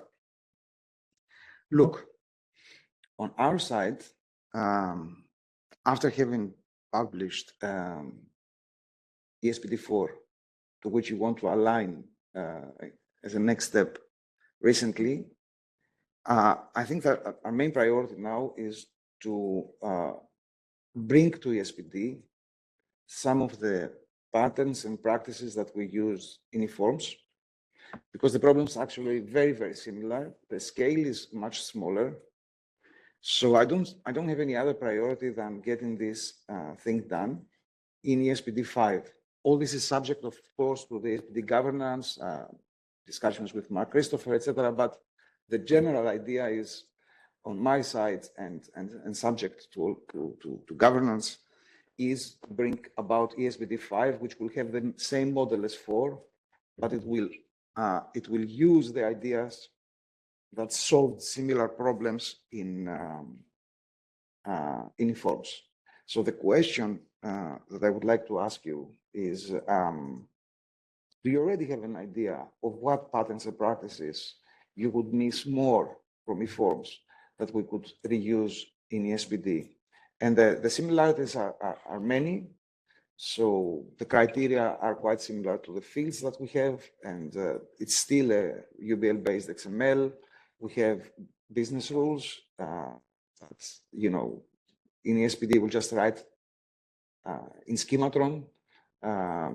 So what would you miss more? What would you think already that because we said we're spoiled with eForms, and I kind of liked that, but it also was a message that, you know, we need to act on the ESPD side too. So yeah. Well, it's not a lie that we are spoiled with the SDK. I don't want to be a teacher's pet, but that's really our experience. Because, yeah, as you said, the scope, even though the scope of ESPD is much smaller, it's just one form or two instances of the same form, let's say. Whereas in eForms, you have 40 plus forms. But the time we had to invest to implement ESPD compared to what we invest in eForms, it was still, yeah, a lot, you know. So And a lot of our time went to finding. Of course, there's also the aspect of finding a smooth user experience, how to integrate it with your platform. I don't think that's something you can solve, but what would be really useful, I think, from our personal experience is having more business logic and validation. The EFX stuff in eForms, if you could have that in ESPD, and if it's standardized. So yeah, I think that would be a great addition. Okay, that's a small follow-up. I guess that you would be willing to help us validate all this, because we're really going to try to reuse the experience. I planned to move to use the people that worked for eForms to work on this, so that we can in the coming months finish this work. So if you are willing to help us validate all this, we will be grateful. Sure, and you know where to find us and how to reach us. Of course, for us, it's also still new. We're, like I said, we're very much looking forward to how our users will use this application and this service. And this will also bring us a lot of insights yeah, I'm sure we've done plenty of things wrong, which we'll need to amend, but yeah, I'll definitely prepare to be of assistance. Thank you, Michael. Okay. We have a short choice, so lunch is ready. We can have one more question. I think Nora's asked one already. Maybe I think that there'll be a quick answer. So Nora, if you want to ask your question about Part 4 Alpha. Okay. So no, my question was just does ESPD 4 contain the alpha criterion?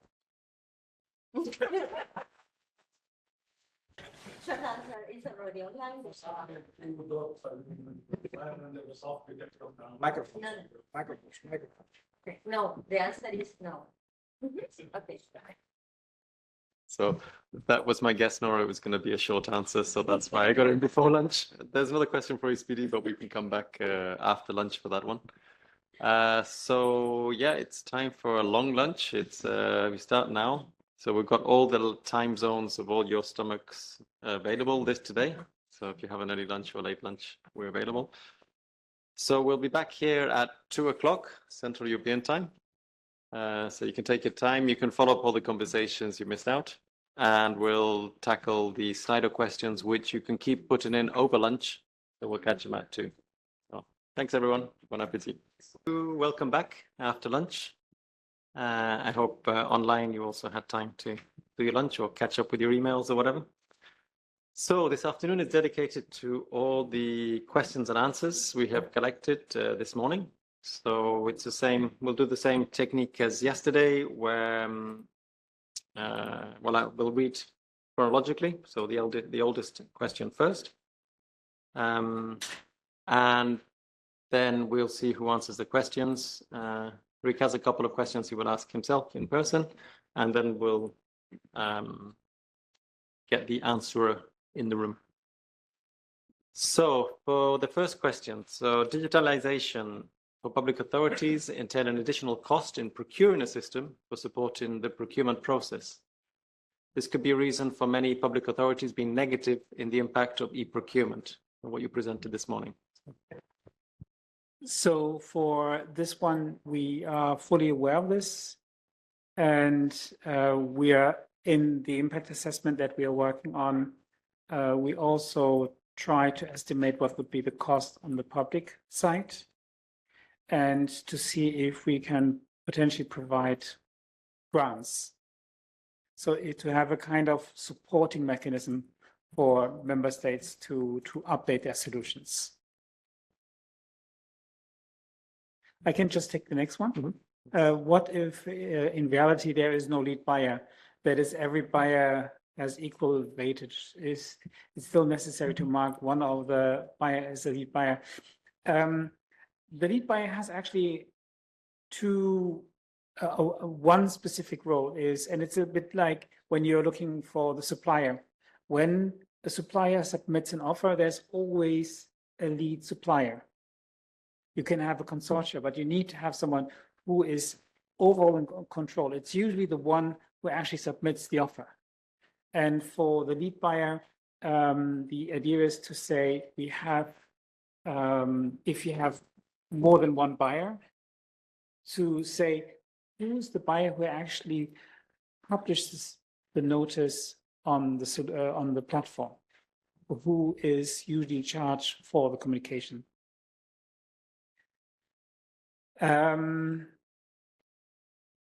I will then take the next one. Could you please share details about the technology used in the PPDS? So currently we use mainly almost open source components. From a technical point of view, we get the files in whatever format. They can be XML, they can be JSON. Then we use our RMM mapping to import the data in EPO into a knowledge graph. And then we take it from there. We want to change, we plan to change this. We will know in a few weeks if we are going to change a little bit the architecture of this one. We are using for the dashboards also an open source tool, which is called Apache Superset. One of the reasons why we aim to have open source tools is that in the future, the idea is that we provide the code maybe in a Docker container so that all the member states, if they are interested, they can replicate what we are actually doing.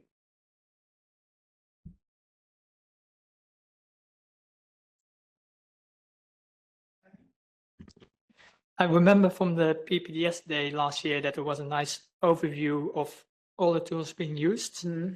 If that presentation is somewhere online, maybe the person who asked the question is interested in it. Yeah, we can publish it, of course. I mean, it's available. I think if you would search for architecture part procurement data space, I guess that you would come automatically to this. But you're right. There we have a diagram where we show Postgres, Apache Superset, and Apache NiFi, etc. All the tools that we are using. Thank you, Rick. What are the main challenges in integrating data from national portals into the PPDS? One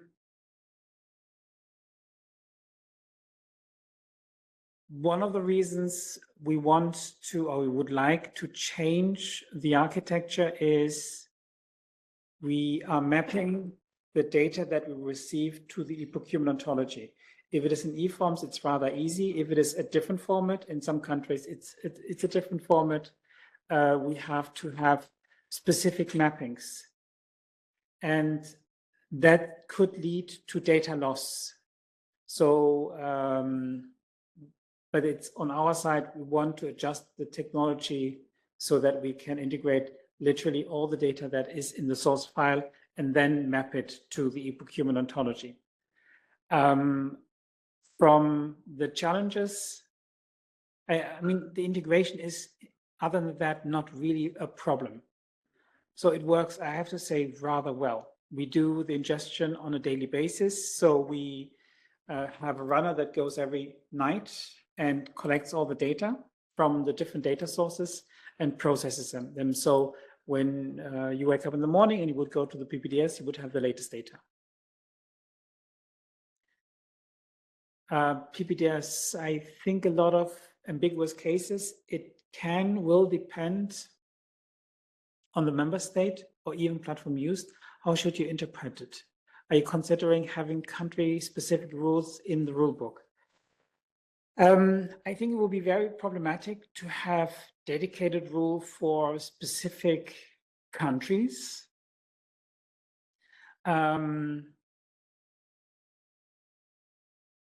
Currently, the rules that we apply is, and I take the example that I've taken this morning, when you have multiple buyers, you can say if there's only one buyer, then we take this one.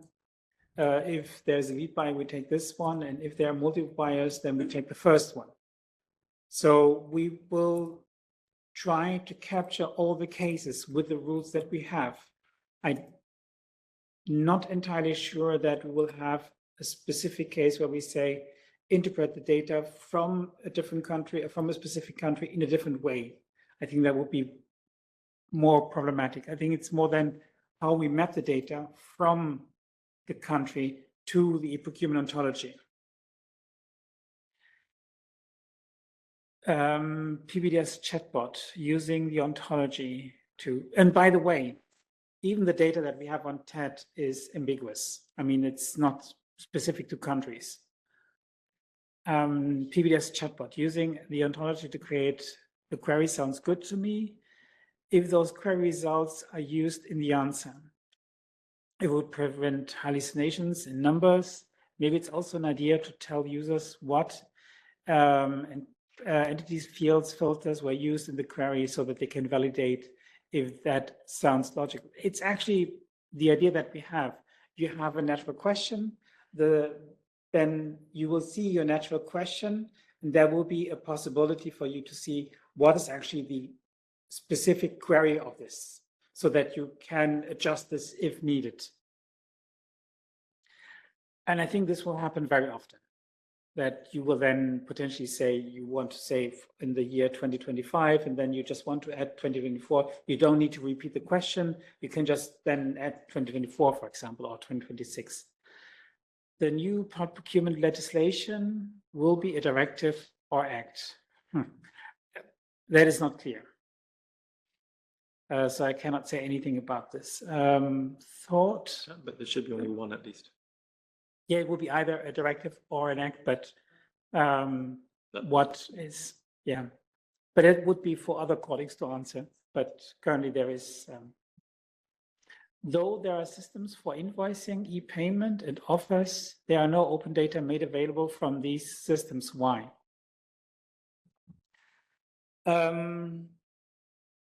E-invoicing and e-payment exists. They are usually not made, provide this open data. Some countries are using them to process data. I think if this data would be made publicly available, we can ask some countries why they don't provide this publicly. In an aggregated way, I think it is possible to access this information, but not that you have every single invoice, because every single invoice would mean that you would be able to track exactly how the country works. And that could be potentially a security risk. Of course, not when you buy paper, but if you buy other goods and services. Just to follow that one up. But yeah. there is, there are countries, or there were countries who said they would be even willing to share with us this information in the PPDS. There's a follow-up question? I wonder if it's used by anyone. Okay, I wanted to add to what Mike Christopher said.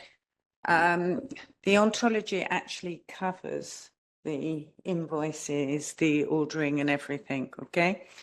So although the ontology is there to help to create open linked data, it can also be used within your systems to have linked data. So it could still be useful for you within your own data systems. So, to what extent is the ontology rapidly adaptable to legal changes? Also, to what extent does it interact with the lawyer's lawyer? So, at the moment, the ontology follows the current directives, okay?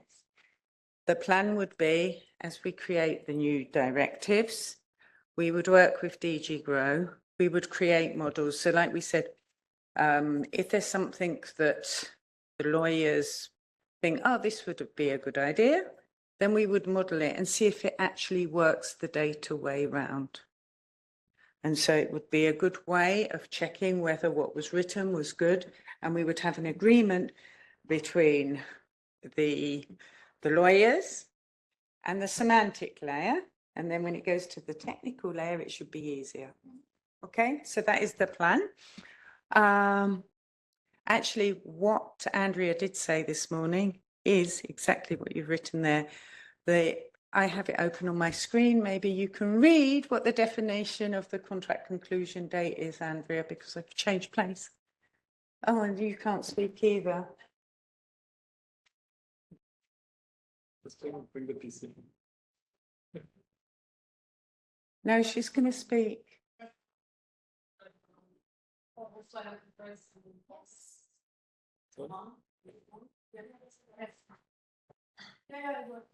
No. Good. Yes, you had on your computer, but it's wanting to sleep mode.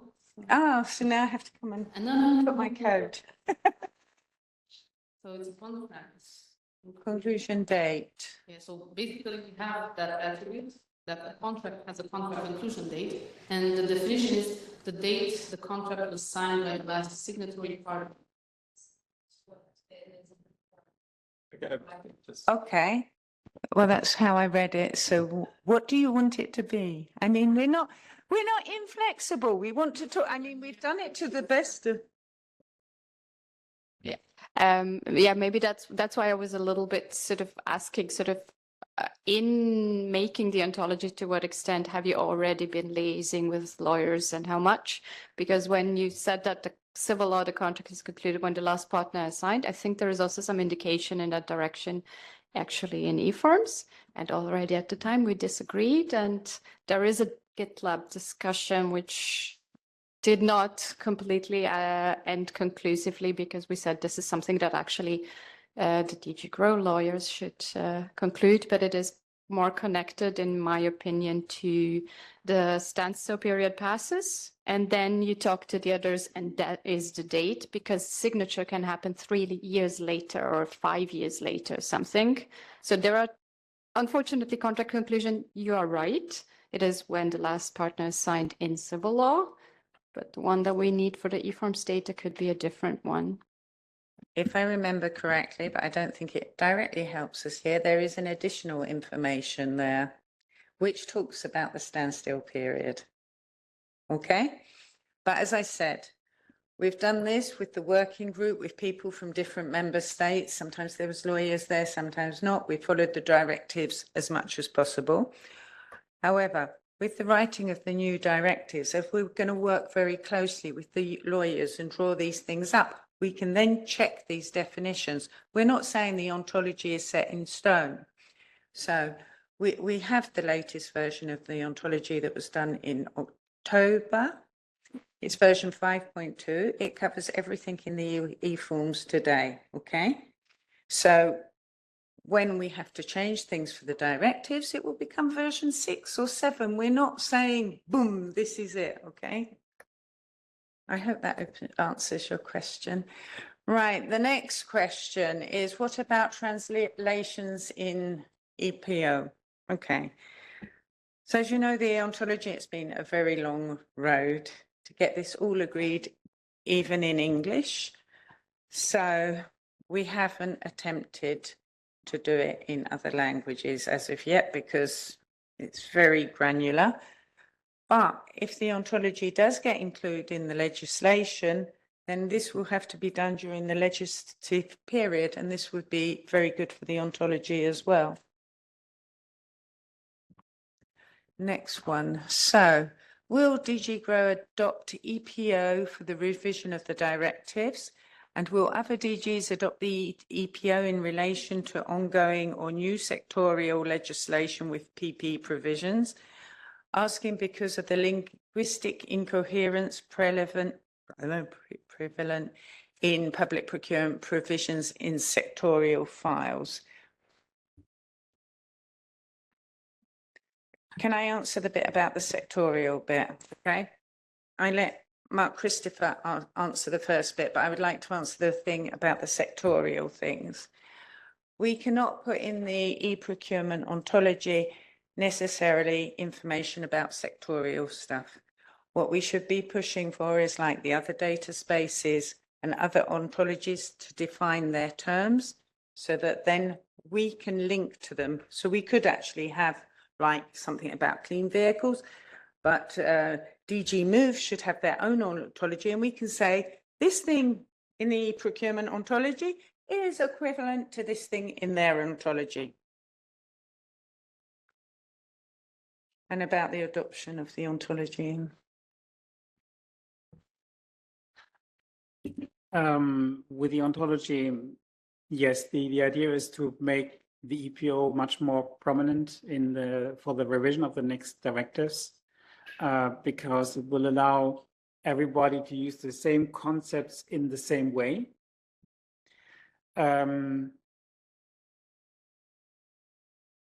Which would also mean that, for example, when we speak about e-forms and other things, that we would derive everything from the eProcurement ontology to really make it as the kind of the way, because it has the concepts, it will have the links on how things should be connected. That would provide much more clarity also for the eProcurement services, because sometimes how eProcurement services are implemented is really left to the market, and then there are variations. So the EPO should play much longer role. With what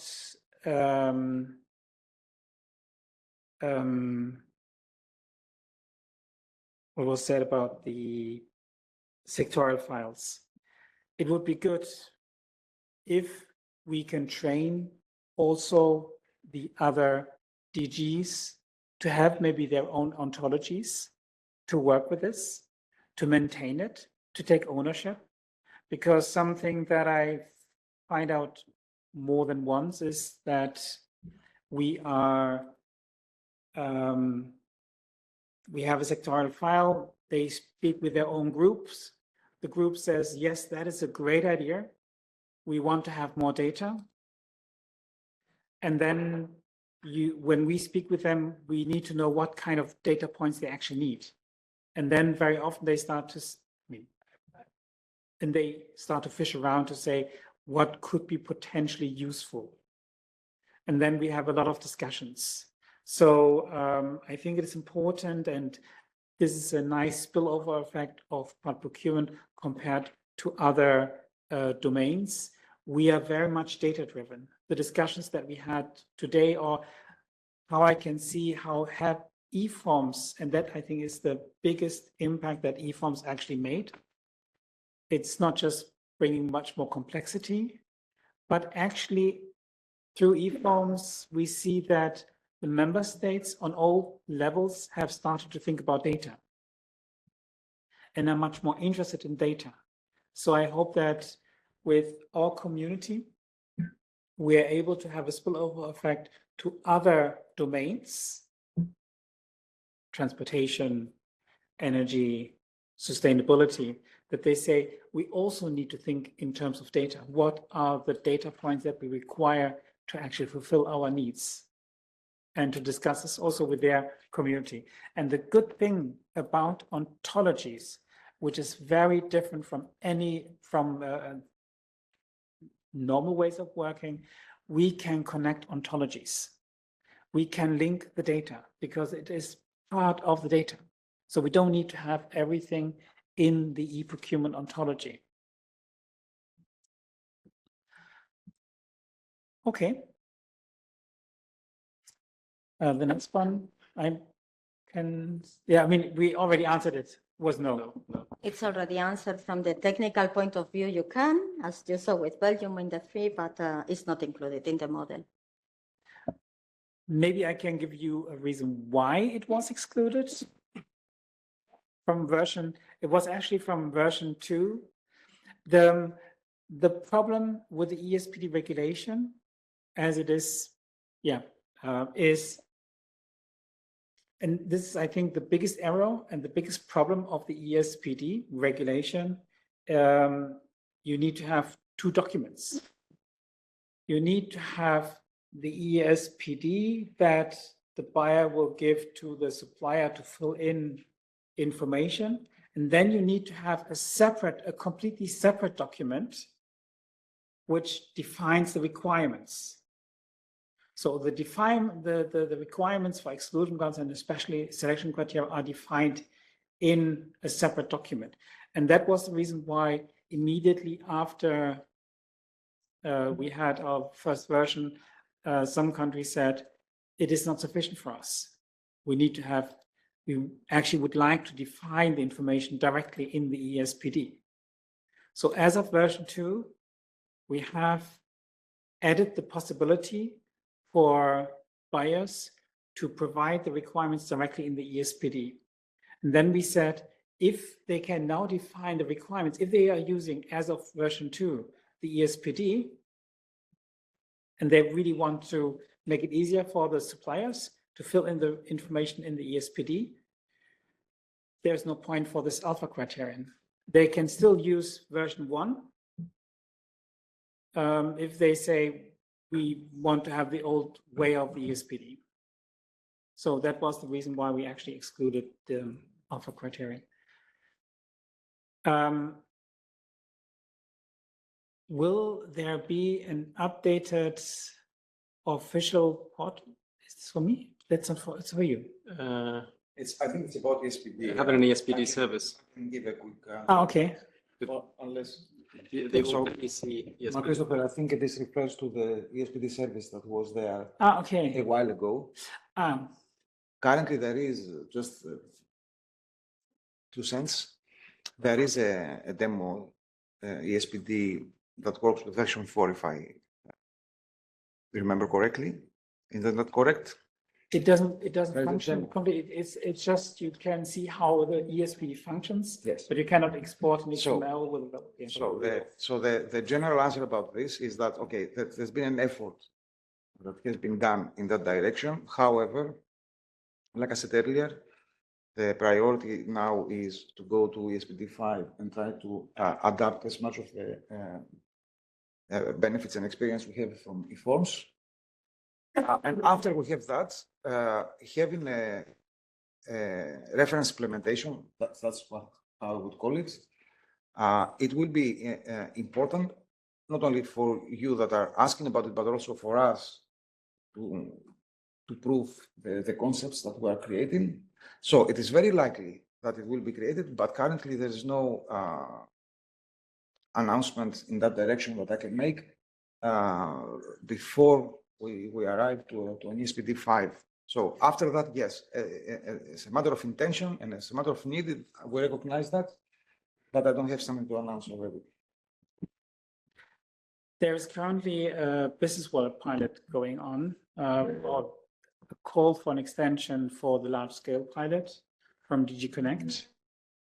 I hope that some member states will join the large-scale pilot. Some countries already have shown interest to join this business wallet pilot. And the business wallet will not fulfill everything that we actually would imagine that the business wallet should fulfill. The business wallet is, as I said, coming from DG Connect. And the business wallet can only contain information where you have a third party that says, I approve this. So if you have paid taxes, the company can say in this business wallet, I approve that I've paid my taxes. And in this claim, you will have information from the tax authority, for example, that says, yes, this company has paid its taxes. The business wallet cannot contain any self-declarations. It is not foreseen. So you cannot have in the business wallet that a company says, I've paid my taxes by myself. So it will not work. And therefore, in the business wallet, we hope that in the pilot, we will have a combination of an ESPD service and the business wallet, so that when a company participates and the information comes from the business wallet, it is the ESPD can in fact act as a certificate for the information that is coming directly from the business wallet. And for the self-declaration would be still self-declaration. I hope that we will be able to work on this in the next year. Can I just add to that? So are there lessons from ESPD that would be carried over into a future business wallet solution, or solution based on business wallet, but trying to do similar things to what ESPD? Yes, the advantage of the business wallet, and that is for this single market really important. The business wallet works in, does the company fulfill this requirement? Let's say payment of tax. And for excluded ground, it's not really problematic, where you have a yes or no. So let's assume in a rosy world, you can actually have then a list of all the criteria that are necessary for public procurement, where the buyer will just receive the information for all the exclusion grounds, a tick box that the company is fulfilling the exclusion grounds. And for the self-declaration, it will be still a self-declaration, but because it's a tick box, it would be, of course, working for multiple languages. So the language barrier would not be there. Okay.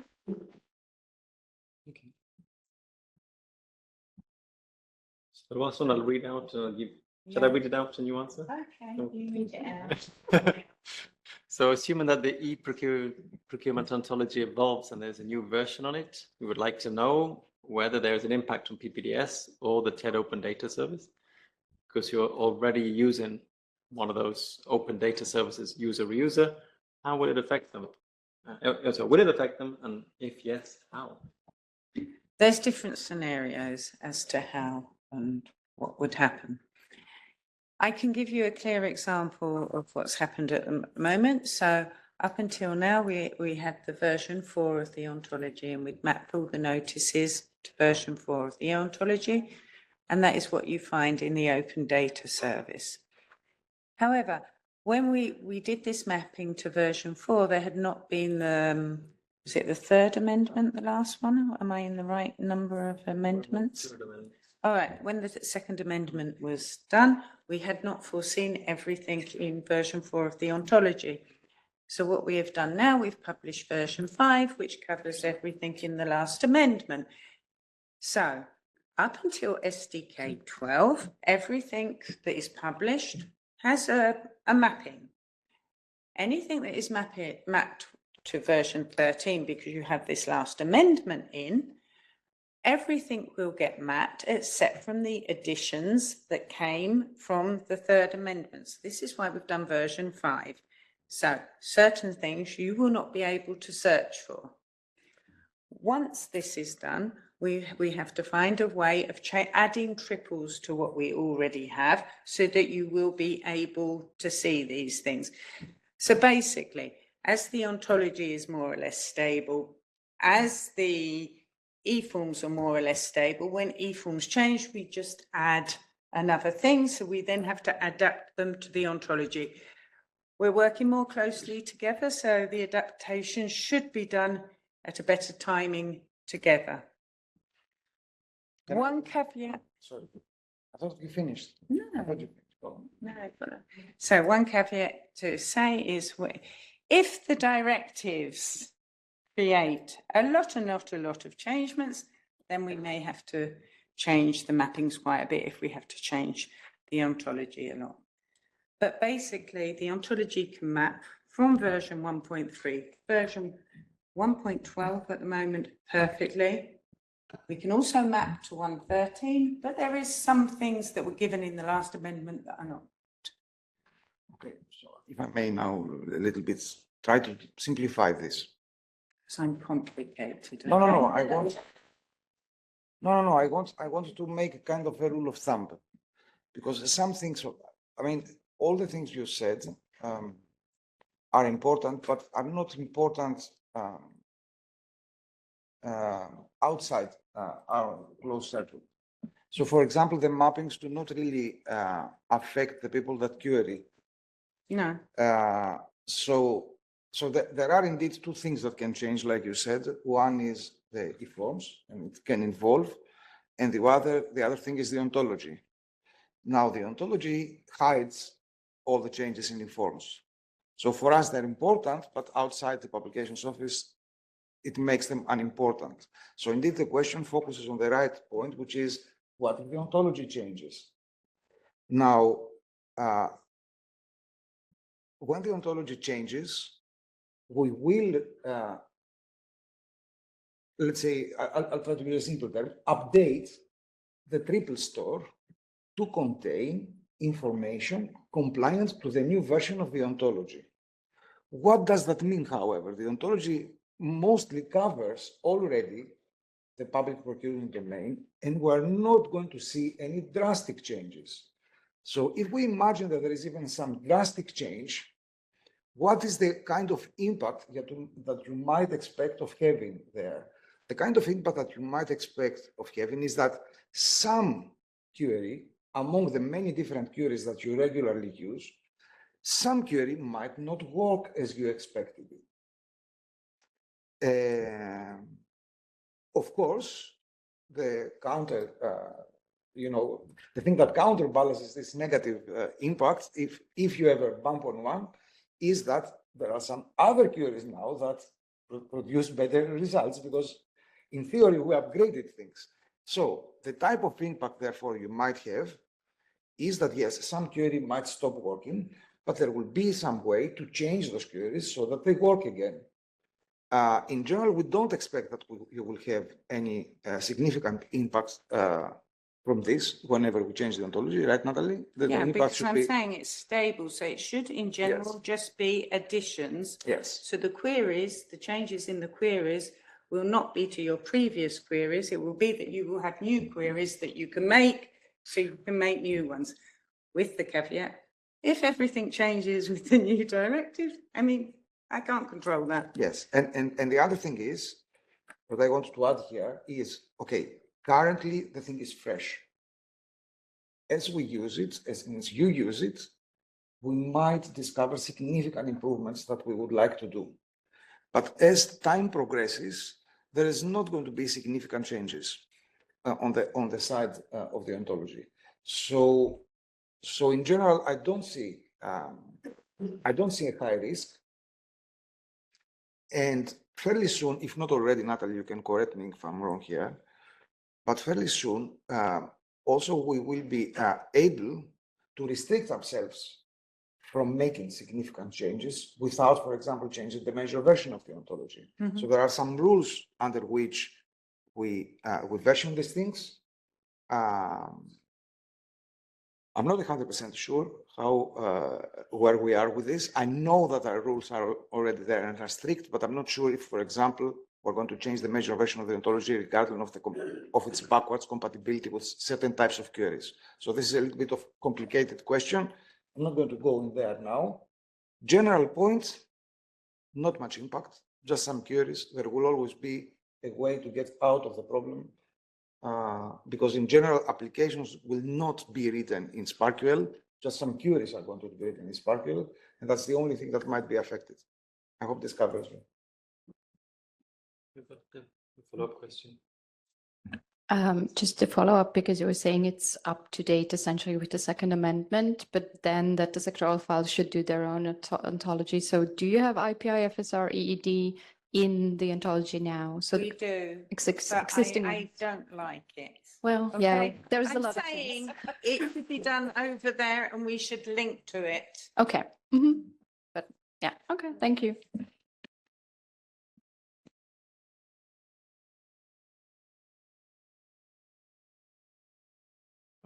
So we conclude that the number of clean vehicles is not really the job of procurement to keep track of, something like that. Yeah? Yeah, but The number of A++ bridges is not really your domain. So no, but we put it in so that we can map to the e-forms, but in a real nice, perfect world. It would be done somewhere else and we could link to it. And they could link to us. But in the short term, it's convenient to have them there because then you can report on them. Otherwise, you'd be looking for another ontology. In the short term, we can't do anything about that. Yeah. Cool. Sorry, your microphone. I said in the short term, I don't think we have any other solution but to include it. Yeah. Okay. Huh? Quick and dirty, yeah. But the quick and dirty will last for a while if we don't do it. Yes. No. But it's for the original question about sectoral legislation showing up. I think within the Commission, there's a lot more awareness and capacity to cooperate because I think some of those regulations came out a bit quickly without talking to the procurement people. And you see even on a very less important thing, some people say, oh, and you will publish this on TED, or you'll publish this in the official journal, you'll dump it in a notice on TED without specifying exactly how. And that's the regulation, and they walk away. And then we have to put it into amendment and try and figure out after the regulation has been published. So there's a lot more internal consultation, which is good, even if sectoral legislation is quite a big issue because it's blowing up all over the place. I was going to finish the questions, but we got one just in now. This could be quite a good open question to everyone. So what do you see as the biggest inefficiencies in today's procurement and tendering systems that technology has yet to solve? So if anyone wants to answer, we can have multiple answers. Do you want to get started or? I would first listen. Listen. Does anyone want to have a go? What do you see? I mean, anyone else in the audience? Go, please. I've heard from suppliers that they often need to give references. And with every new tender, they need to go to the same people to get new references because it needs to be in another form or it has to have a signature that's only a month old. So they really get fed up with that.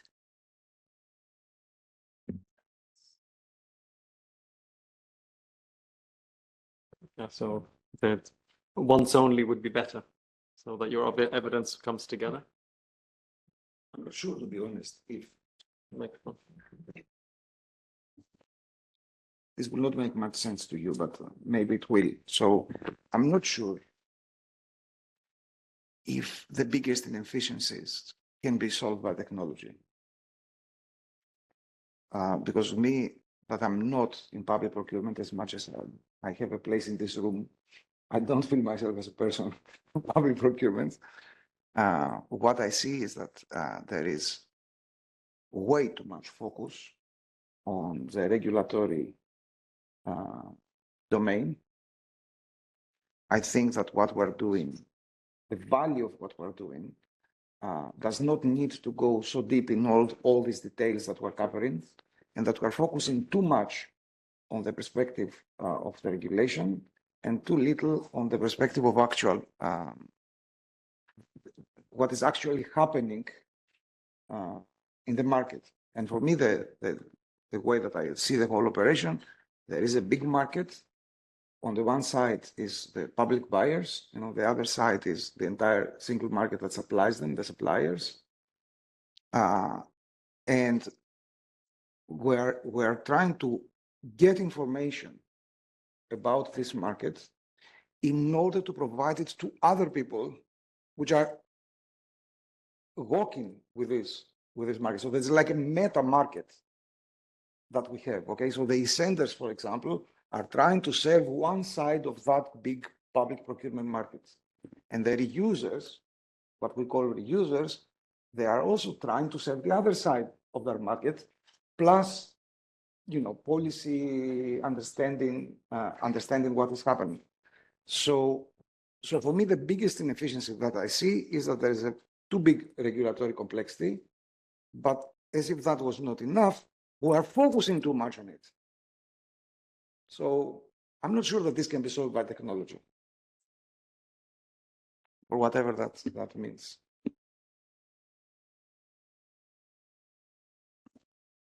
I can try to share our experience in Ukraine. I think that regulatory guys is not always very close to market. They don't know what really happens in procurement. And you mentioned that it is a very good idea to collect information from eSenders. I agree with this, and not only with eSenders, but with people who really keep in touch with procurement on their own experience. They can share their problems. These problems should be collected by somebody. It could be some working group or some centralization, non-governmental organization, and they can really offer complex changes, not only in the regulatory moment, but in technology also. Technology quite often in our country uses like a plaster. You have the problem and you don't cure the problem, but you make plasters. But I agree with you that we should then solve the problem complexly with a legislation.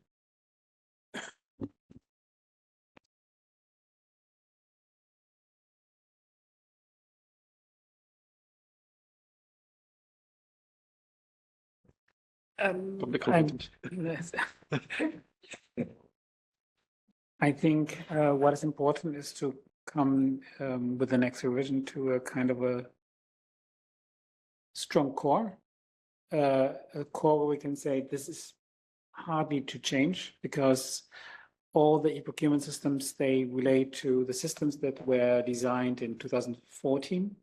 So they all took the old forms. Now we are with e-forms. Fear that I have is that with the new revision, all the systems will be updated. And then we have new ideas, new things that will come around the corner or political things like geopolitical tensions that will shuffle a little bit of how public procurement works. But yeah, it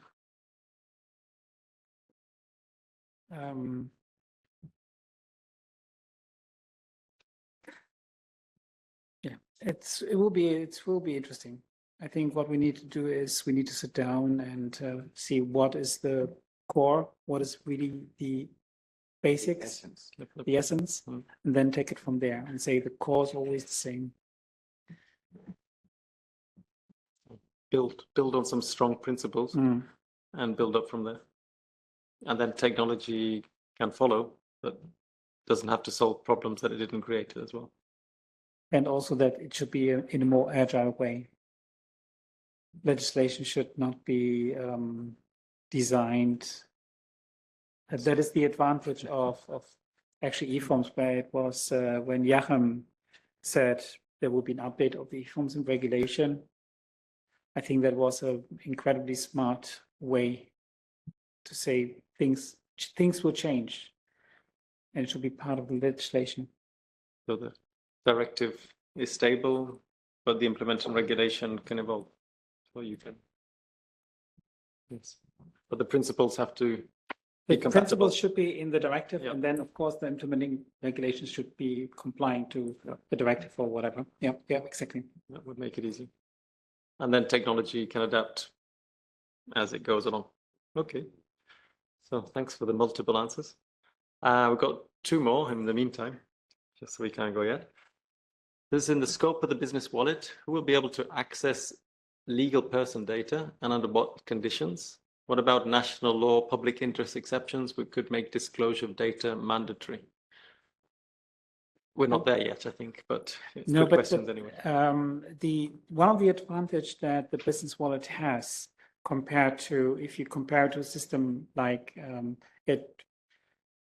to have direct access from the buyer to, for example, the tax authority, it is that the supplier says, I want to give access to this information, this specific information, to the buyer for this procurement procedure. So there is a direct connection between that the buyer agrees to give access to this information. When we did those eProcurement workshop rounds, it was very interesting that some of the countries have more advanced systems, also the ones on the principle, and they said, yeah, in our country, it's not a problem. Our buyers can access it because we know the buyers, they can access it. But they were said for other buyers in other countries, they don't know them, so it will be more complicated. But for the business wallet, you have the supplier in between. So you would give, if I'm an He's a individual, I can give permission to someone to read my Exactly. data, exactly. and For you a control specific each purpose. case for each Yes, case at a exactly. time. So, Exactly.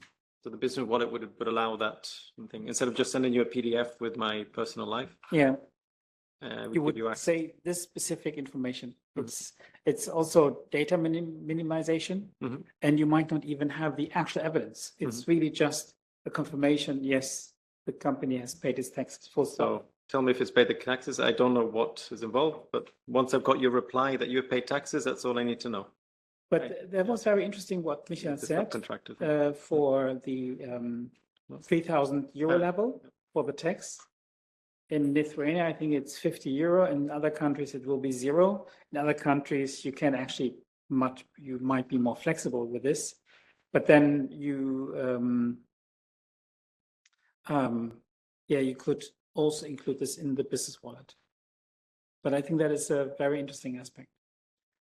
Okay. So you wouldn't, if my supplier come from Belgium, I wouldn't need to know what the level is. Yeah. If Belgium tells me in this country you paid the taxes, I don't even know if that was 3,000.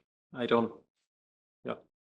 So I don't This need to is know. how I would interpret. I don't need to know Of course, 27 different legislation. We have to leave it to the lawyers That's a in the end vision, to say that there is this already now in the directive that says mutual agreement of the evidence. Yeah. Okay.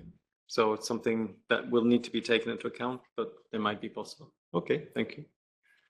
So then the last one, what strategies would you recommend for scaling a business-to-business procurement platform across markets with very different regulations? Scaling. So maybe you operate in one business. There was a discussion. There was a discussion with PEPL, and there was a meeting with PEPL and Sen, which was about, there was a B2B procurement provider, and he said he would be very much interested to join the network because also business to business, they actually do procurement. So, I mean, not small companies, but if you go to Volkswagen, Siemens, or Alstom, or how they are called, they also do procurement. It runs a little bit different, but some of the concepts are very similar. So I guess for this meeting it'd be more like business and public buyers. So yeah, for this one, that's a bit ambiguous. We assume it would be from buyers and sellers in public procurement. But of course, it's interesting if from a logical point of view, if I, as a buyer, can use one supplier, sorry. If I'm a supplier and I want to participate, and I not only have access to bulk procurement procedures, but also access to procedures from businesses. Yes. So where you can access the information, where you can submit your offer, where you can communicate, etc. Okay, but I'm trying to understand the question here. Sorry, I'm thinking aloud, okay? But because the question says a business-to-business procurement platform. So a procurement platform, when I think about it, I'm thinking about a platform that is for buyers. But business to business means that both ends are businesses. So this is not about public procurement. No, it's not about, no, it's not public, no, it's not procurement. So yeah, so if we're not talking about public procurements, I have no idea.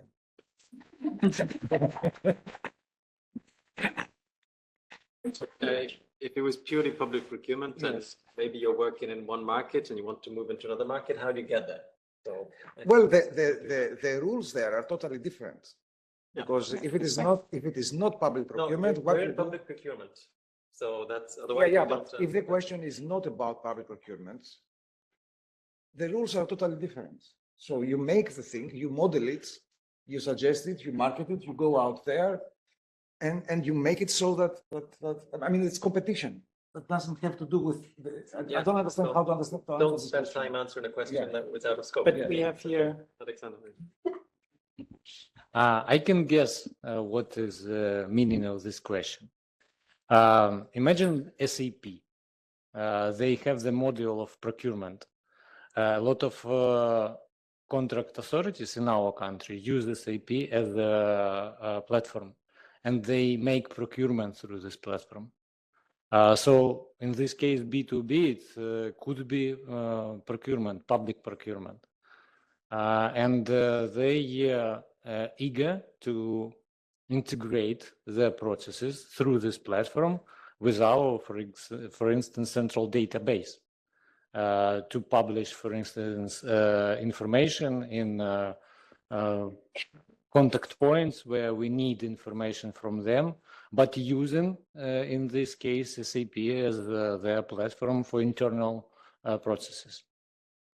Also, you mentioned that it could be business. We also have a big distributor of pharma that uses another product for enterprise resource planning, and they want to take part in public procurement, submit bids, but using their platform. In this case, it could be something like SAP, for instance, that want to give services for government, contract authorities, or businesses, economic operators, which want to interact according to public procurement, according to different rules in different countries. Maybe it's close. I think one problem is the different regulations in each country, because it's directives and every country has its flavor. So you can have European directives which fall short if someone gold plates in different countries. So in theory, you could probably have something that above threshold, it should work quite similar, but it's not always going to be the same. But SAP, they are one of our eSenders. So they can generate, I mean, being an eSender is not the most difficult part of the procurement platform because you provide all the rest, but they do send us data. I think the European Central Bank use SAP and they send us notices and we publish from SAP. But indeed, a private company could use it for bidding outside of publishing with us. So the best solution would be to have one regulation for everything, all possible things, and then there's no different marketplaces and the single market is done. So but that's not going to happen anytime soon. So, okay, so the last question, in your view, what are the most important metrics to measure the health and integrity of a tender marketplace? So, any policy questions? Answers, should I say? They go for it. Anyone wants to go first? So, like single bidder options and things like that. Do you have good competition?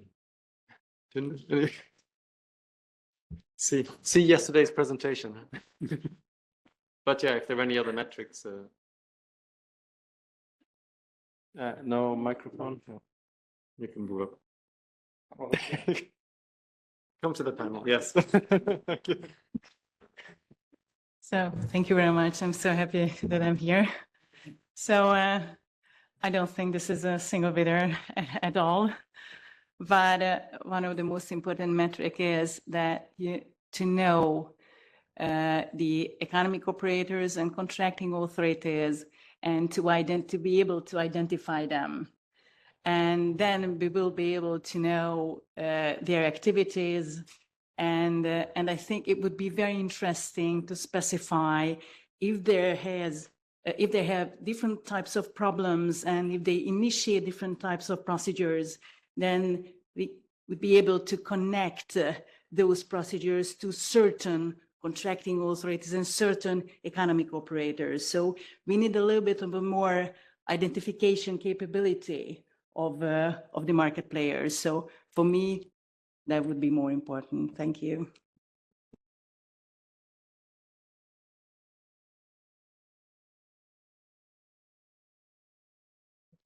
Yes, who buys what from whom and for how much? Basic question. Because that's to measure, yes. Yeah, but how do you, yes, but what's the health? Yeah, but that question doesn't answer the health and integrity. It just is a quantitative question. Here are qualitative questions. So you need to measure the health. So you have to have some criteria in order to say this is healthy or unhealthy or going in the right or the wrong direction, etc. But now we are on the surface, so if we do not know the basic information, then we will not be able to measure it, if it is healthy or not. So I think then to take the next step would be much better to have more higher quality information about the health and the integrity levels of certain markets. What was very interesting when the World Bank made the presentation on the competition study, I hope I don't say that I remember the number correctly. They said that according to the figures that they have identified, 34% of new suppliers were being awarded. And they said that this shows a healthy market. I mean, they know how it is for worldwide in some countries. So I think that might be a good indicator to see if we see new entries as a supplier that participate in public procurement procedures that then also win the contract. So healthy competition in that sense. Healthy competition. The question is very interesting. Okay. So I think no more Slido questions coming in. They picked up just when we were trying to finish, but it was useful to be able to exchange in the room, and hopefully online you benefited from that too. We have 2 questions back to ask everyone on Slido. So just to wrap us up before we go and wrap up, what did you think of this year's TED Together in one word, just to get a feeling? So just so you know, keep Slido on after the meeting, after we close. We've got a few questions at the end that you can fill in the next few days if you've got any other feedback, any suggestions. So this is just to catch the immediate reply, and your longer replies you can put online. So great. Yeah, we'll close the questions now. That's it. We'll quit while we're ahead. Informative, social. Nice. What's that one? Block? More interesting than I expected. More, yes. That's good. That's good. It's good. So we have some surprises. So very informative. I don't know what Brock means. Incredible. Intensive learning. Yeah, there was a lot to learn. A bit of homework for some of us to say. Everyone's homework is to try out one SPARQL query by next week. Amazing. Amazing. Broad horizon, good work. Incandescent. Yeah, we're on fire. So does incandescent semantics are the same as fire? So I don't know. Good discussions. Yeah, informative. So I think we learned a lot. You learn every day. When I joined TED, I was going, I know nothing. And it was very hard to learn at the beginning. I think incandescent is one step back from fluorescent in technology. Fluorescent. Good to know the invisible work. So that's that give a bit of highlight to what's happening behind the scenes. You don't always see. Well fed, I'm glad. Got better sandwiches. Excellent. So some of you, if you want the food, you'll have to come next year. Okay, we'll leave it there. You can give more feedback. And the same Slido, we have one more question before we let you go. So you're going to come next year. This is online or in person. You don't have to commit yet. So what is your likely chances of reply? And it's anonymous, so you don't have to say yes. Just to get a feeling if we're hitting the target, if it's worth coming. This is good for us, so we can justify organizing it again next year. Seeing as the Irish presidency apparently won't have any events for us to go to, we will organize it here.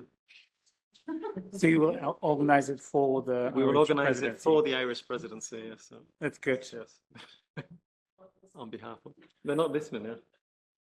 Shane, Nora, if we have it next year, we'll then do it under the blessing of the Irish presidency, and we'll cover your costs.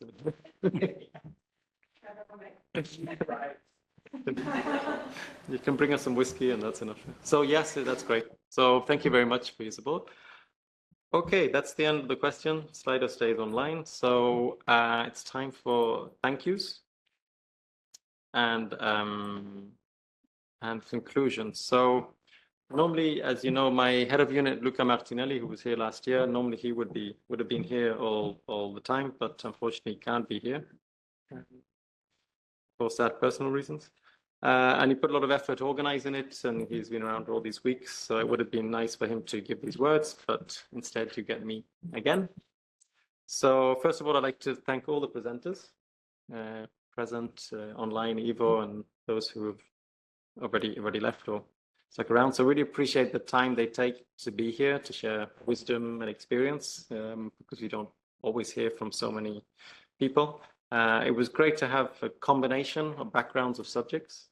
I think we went up and down, left and right, and went into areas we don't normally see, because one reason we call this the TED Together is to bring together different people. Lots of people are actively working in public procurement with the data, or the standards, or the systems, or the processes, all different aspects, because these are the tangible benefits we want to bring to the suppliers, buyers, the policymakers who are in the single market. So yes, Tunde and Mark Christopher gave us the insights on the policy level.